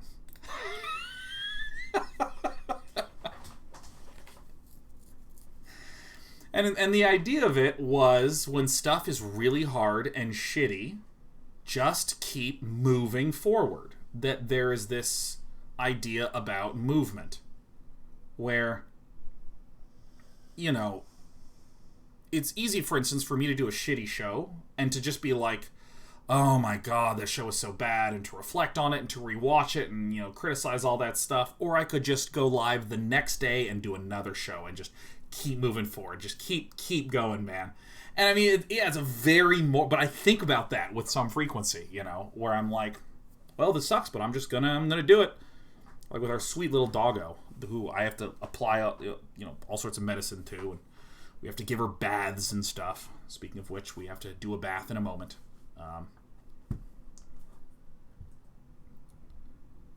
You know, it's just like, well, this is horrible. All right, here we go. Let's keep going. There we go. Just push. Just go. Make it work. I gotta set an alarm to remind myself to wash the dog right after this because I was gonna go get tacos. Oh, but yeah, that's it. Star XXX Warrior says, "What's your favorite board game?" Probably Go, if that counts as a board game. I feel like Go and chess don't count as board games. They count as, like, lifestyle hobbies. That game's awesome. Although, when you watch a really good game of Go, it's often so abstract, it's difficult to even figure out the words to describe it. Just curious, if Go isn't a board game, what is? Well, the thing is that when most people describe board games, they're referring to sort of the German-style board game explosion that happened in, like, the, you know, 2000s and onward. The, you know, like the kind of board games that are huge on Kickstarter and have led to the revitalization of board games people are talking about. You know, games like Settlers of Catan or Dominion. These kinds of things. And in that regard, I like Dominion. I like Dominion a lot. I think Dominion's a lot of fun. Like Magic, I don't consider a board game. Max Flav says, could there ever be a TV show about Go like Queen's Gambit? It exists. It's called Hikaru no Go. And it's anime, which is both the genre and the evaluation summed up. Ever played Smash Up? I did. I thought it was okay. I think it was amazing. I just thought it was okay.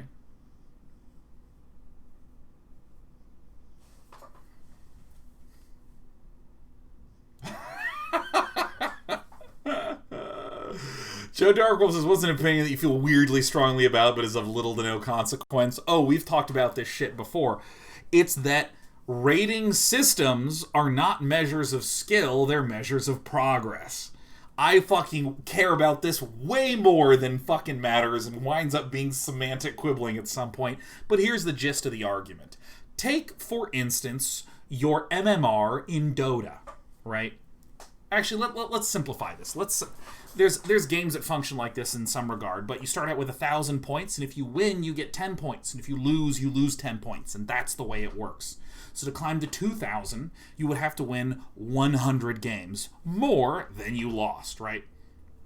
So, the statement is that these ratings don't measure a person's skill. It just measures their status of participation on this thing. It is harder to climb higher up.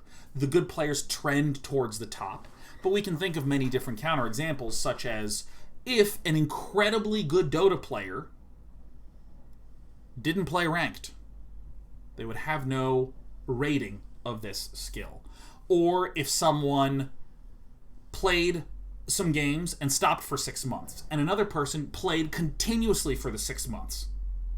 If the first player maintained or was able to maintain a 70% win rate, and the other person was able to maintain a 51% win rate, the 51% win rate person would be higher because they've played more and that sort of thing. And so the idea is that it is increasingly difficult to climb up, but this doesn't necessarily mean that a 4K player is definitely more skillful than a 3900 player. Skill is this amorphous, difficult to quantify thing, where it's like, well, Jerry beats everyone, but Susan always beats Jerry. But Susan also kind of goes 50-50 with everyone else. So is Susan better than Jerry, or does Susan should always beat Jerry? Like this sort of thing, it winds up being difficult to really quantify.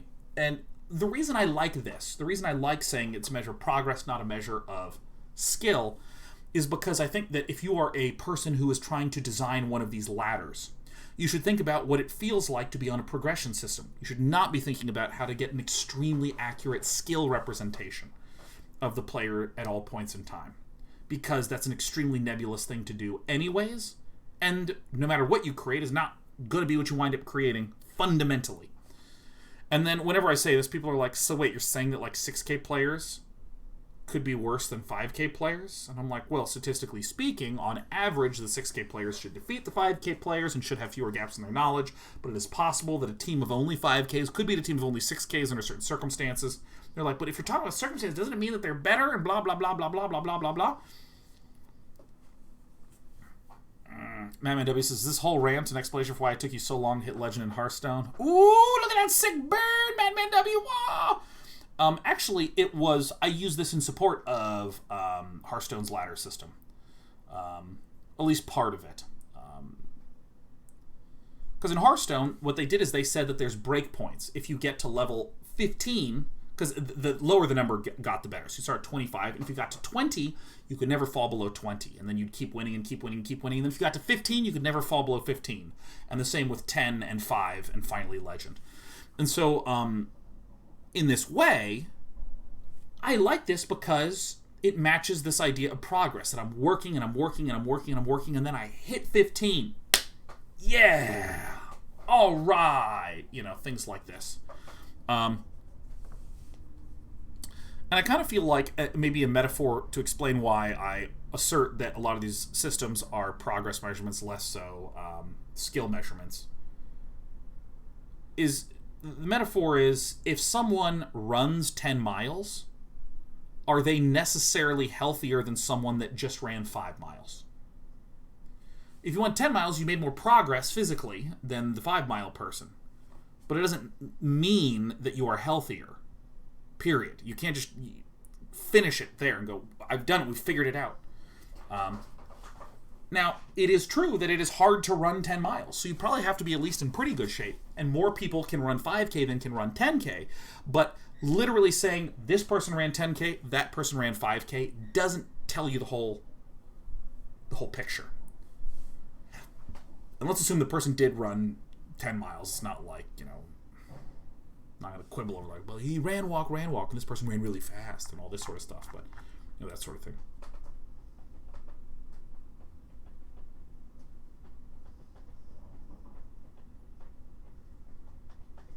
Ghost Stalker says, what are chances of you taking a third week off this break just because you deserve it? It's already planned. I pre-planned 3 weeks off because I am absolutely, astoundingly tired. I am tired, man.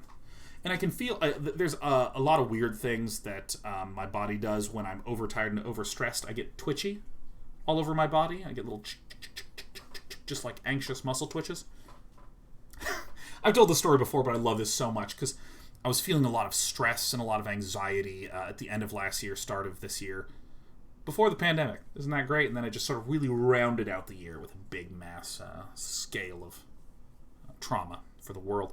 So I was feeling that stress, and I went to a doctor, and I was just like, I'm feeling really anxious because I have these twitches here and this, and then I'm feeling pain, and I was genuinely worried that I was going to have like a heart attack. I thought that that's what was happening. There was something going wrong with my heart. And this doctor, because I've seen a therapist, and the therapist's like, they use this tone. No, it's okay. No, I'm with you. I've got you. It's okay. Yeah, no, it's okay. Yeah. One of those kind of thing. The doctor, I was like, I'm worried that something's wrong with my heart. And she's like, there's nothing wrong with your heart. And I was like, but why is it that I'm feeling this way? And the doctor's like, you're stressed. You're overtired. You need a rest. You need to take a break. Don't do anything that's stressful. Don't drink coffee.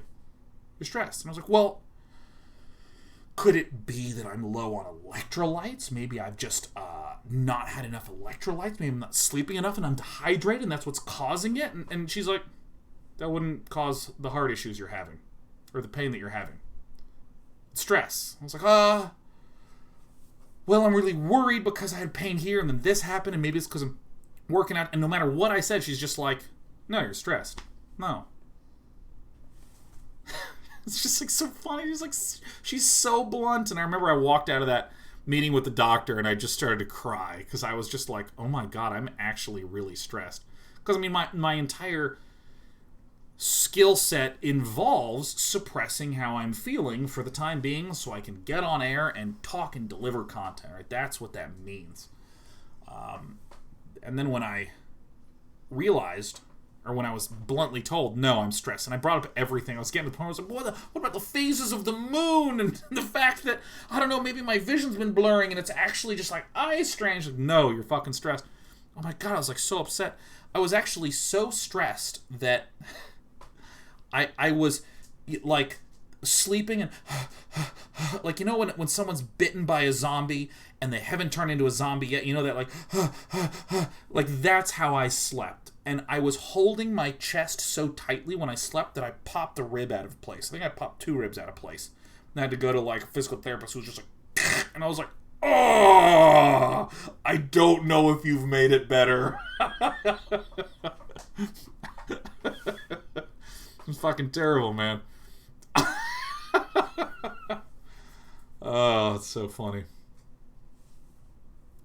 Yeah, it's like really weird. Yeah, don't worry, I'm okay. I'm like fine. But it's also one of these things where I'm like, when I start having those body sensations, I'm like, I shouldn't let it get that bad. I should take some time off. So I'm gonna just take 3 weeks and just chill. And some of the things that I will be doing is I will be, I fully intend on probably drinking alcohol and watching Pixar movies. That's one of the first things I'll do. I want to watch Britt play a single-player game and laugh, like a lot. Like, I'm really gunning for this shit.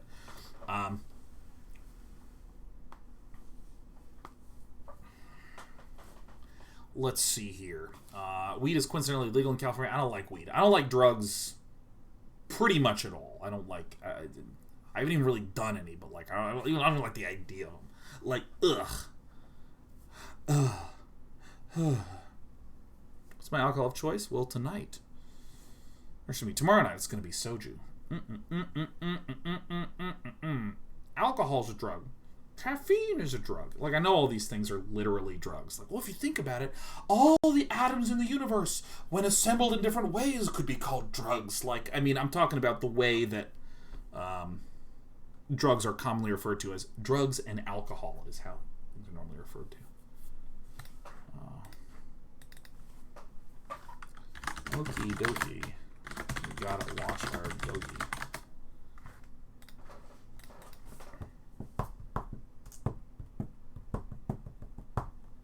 Alcohol is actually a depressant. I know that. I know alcohol is not a stimulant. We'll be like, man, I really got to focus on doing well on my finals this week. Time to do shots.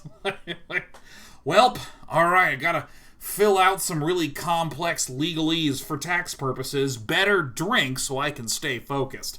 Woo! Let me tell you, I learned that this does not help you focus, as evidenced by my win rate with Nick's Assassin. But I like to have like a beer, and then just sit there and just be like,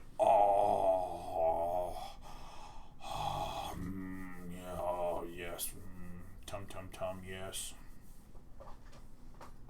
Stoltz says, but why do you not think of alcohol like other drugs? I'm not saying how I think of it. I'm talking about the way that the word is used, right? You know, like in the same way that we refer to apples as food and we would refer to bleach as a chemical, it's just a colloquial version. I know that an apple consists of chemicals, right? I know that caffeine is a drug, and I know that alcohol is a drug, and I know that the various, I know that like all these things could be construed as that and that sort of thing. It's just a colloquialism, you know. It's just semantics. Everything is chemical. That's another thing. That's something. Okay, here's something that I really get on my high horse about. Like, absolutely, give me your soapboxes. Please provide to me a soapbox. Come on, let's go, everybody. I really hate quibbling about definitions of words unless someone is using them very particularly. Here's the way that I like definitional use. If someone says, I'm going to define a control deck to be this kind of thing. I'm now going to define an aggro deck to be this kind of thing and a combo deck to be this kind of thing. We're making a card game together, and using these words that I've defined, I really feel like our board game or our card game doesn't really have a lot of control decks. It feels like everything's aggro, and I really feel like we need more control stuff in there. These are definitions that this person created in order to convey a concept, and the important thing is the concept that's being conveyed, not the precise delineation of the definition. This allows, a card game developer to be able to use a shorthand language with describing things, where it's like, okay, there's too many control decks in this format. And then, but like, then there's always that person hops in. It's like, well, if you think about it, I played a game of mono red versus mono red yesterday, and we both wound up playing a very long control-y deck. So wouldn't you say, therefore, that mono red decks are a control deck? And I'm like, no, we absolutely would fucking not. We would never do that. We wouldn't. No. I get so high horsey about it. I get no high horsey about it. Follow here says, I don't know what's happening. Let me explain to you what's happening. What's happening is people will use definitions and terms as loose ways to communicate ideas. And here's the one that I always like to use as an example. This is my favorite one. This is my favorite ones, which is let's say the point that I'm trying to make is, hey man, don't take your house and put it in the middle of the ocean because it'll sink to the bottom of it. Build your house on the land. And then if someone came in and said, land? Ocean? I need more strict definitions of where the land ends and the ocean begins. I see the waves coming up and pulling away. I mean, can you point to the ground and draw a line? Because if the tide pulls out, then that's the land out. It goes ahead. We need more strict definitions, because how close can you build to this before you're building in the ocean, all this stuff, and you're looking at the edge, and I'm like, dude, I know that this boundary has some fuzziness, but it's still true that if you took the house and built it there, it would sink to the fucking bottom of the ocean.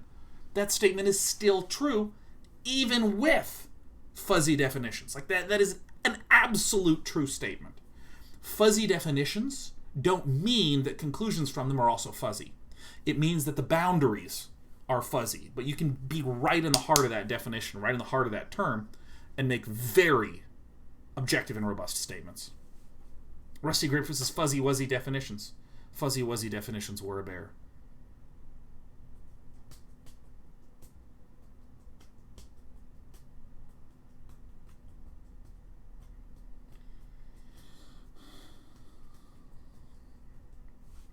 Azure North says, what if it's a houseboat? Then you make way more money than I do, and we'll never have the conversation. That's my solution. Let's take 3 more questions. 3. Man Bond says, petition to rename leather to hard beef. That's a really good sofa. Now, do you want fabric, or do you want a hard beef sofa? That's really good. That's just as good as hot bean water.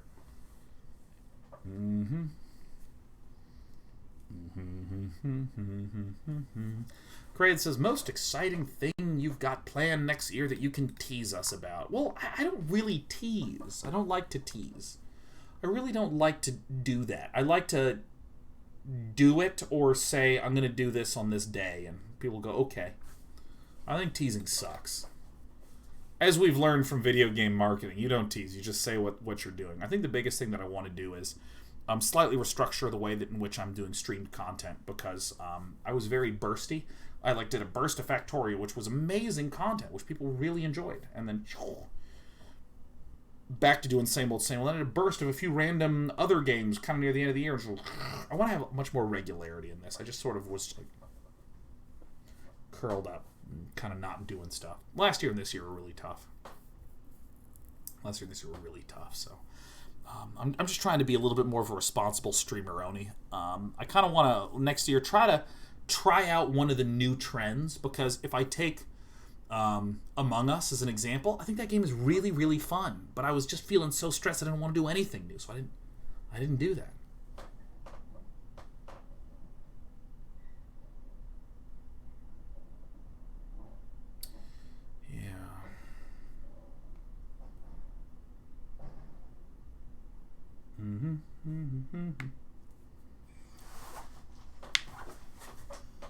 Hey, sweetheart, do we have to pee? She's giving me the I will piss on your floor look, so we'll just still do two more questions.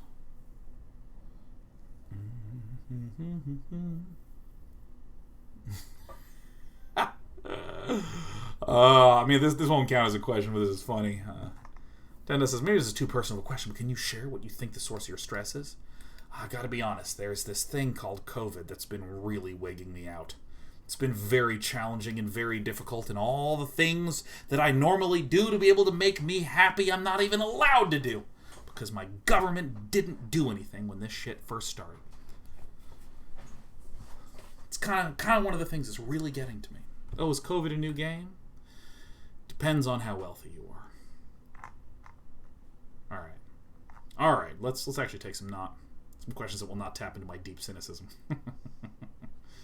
MF Bally time. What is up, man? Says, remember what restaurants are like. I miss them. I miss them so much.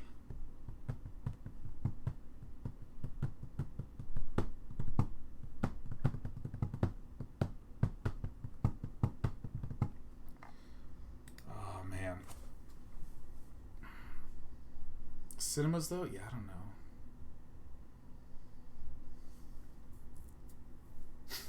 Kizu says, do you ever make fun designs when you trim your naughty hair? First of all, who talks like that? I don't think I've ever heard anyone describe anything like that in my life. That's amazing. And to answer your question, exclusively an unhappy face only. That's it. And like a really realistic one. Because by the way, when you say naughty hair, I basically think of everything from here down, like just right like that, right? It's just a big frown like here, because this hair's real naughty right here, and right on the nipples. I make sure that it looks like two distant, dejected eyes. You know, like that really blank look that soldiers in World War I had when they got back from the war? You know, the 1,000-eye stare? I get those like right here and right here. That's how I shave my naughty hair. What? Oh my god, this is incredible. The naughty hair. Oh my god. So if it applies to sexuality, or if it's anywhere close to anything that involves a person's sexuality, it's naughty. Oh my god. It's not the toilet paper, it's the naughty paper. That's really good. Let's go get some naughty paper. I had Taco Bell with hot sauce, ate a pack of gummy bears, and downed it all with a bottle of soju, and I'm getting a little bit of naughty heat, if you know what I mean. Yeah, that's really good. That's a terrific word. Oh, the 1,000-eye stare. It's the 1,000-yard stare. That's right. It's the 1,000-yard stare. The 1,000-eye stare is, I think what I mean to say is the 1,000-island stare is maybe what I was going for. And I shave it into two eyes that are giving the 1,000-island stare.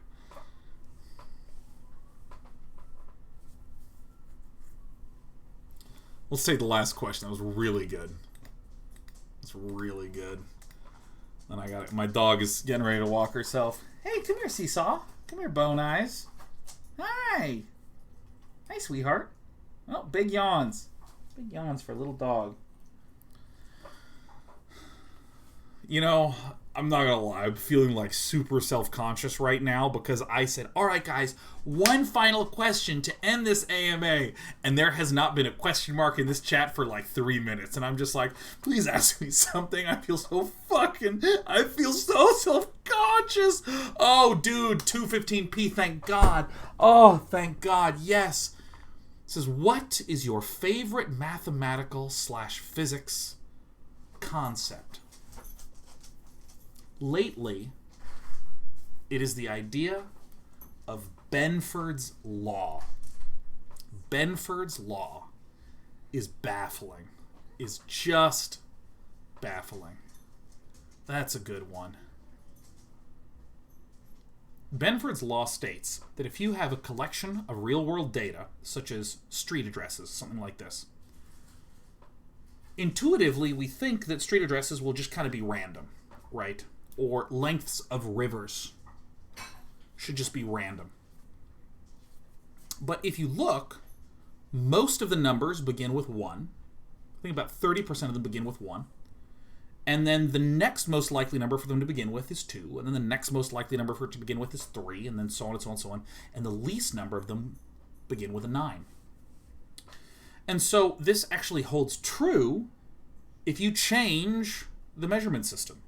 So for instance, if you were measuring the length of rivers in miles versus kilometers, you would still have more of them starting in 1, and then less than 2, and then less than 3, and then less than 4, and then less than 5, and 6, and 7, and 8. Isn't that interesting? And then Muffin says, but what about numbers that start with a 0? Just so we're clear, there is no such thing as a number that starts with a 0. Full of Fear says, you know they were claiming Benford's law as proof of voter fraud. Crazy times we live in. There's a lot of really interesting mathematical analyses about why that's not true. Which is really, really fascinating. Watch some of those.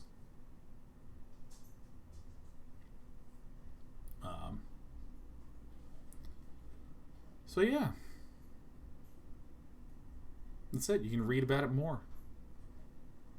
I'm going to go. Final stream tomorrow. You're amazing. You're all great. You're all tight. See you tomorrow for TSL. Bye, bye, bye.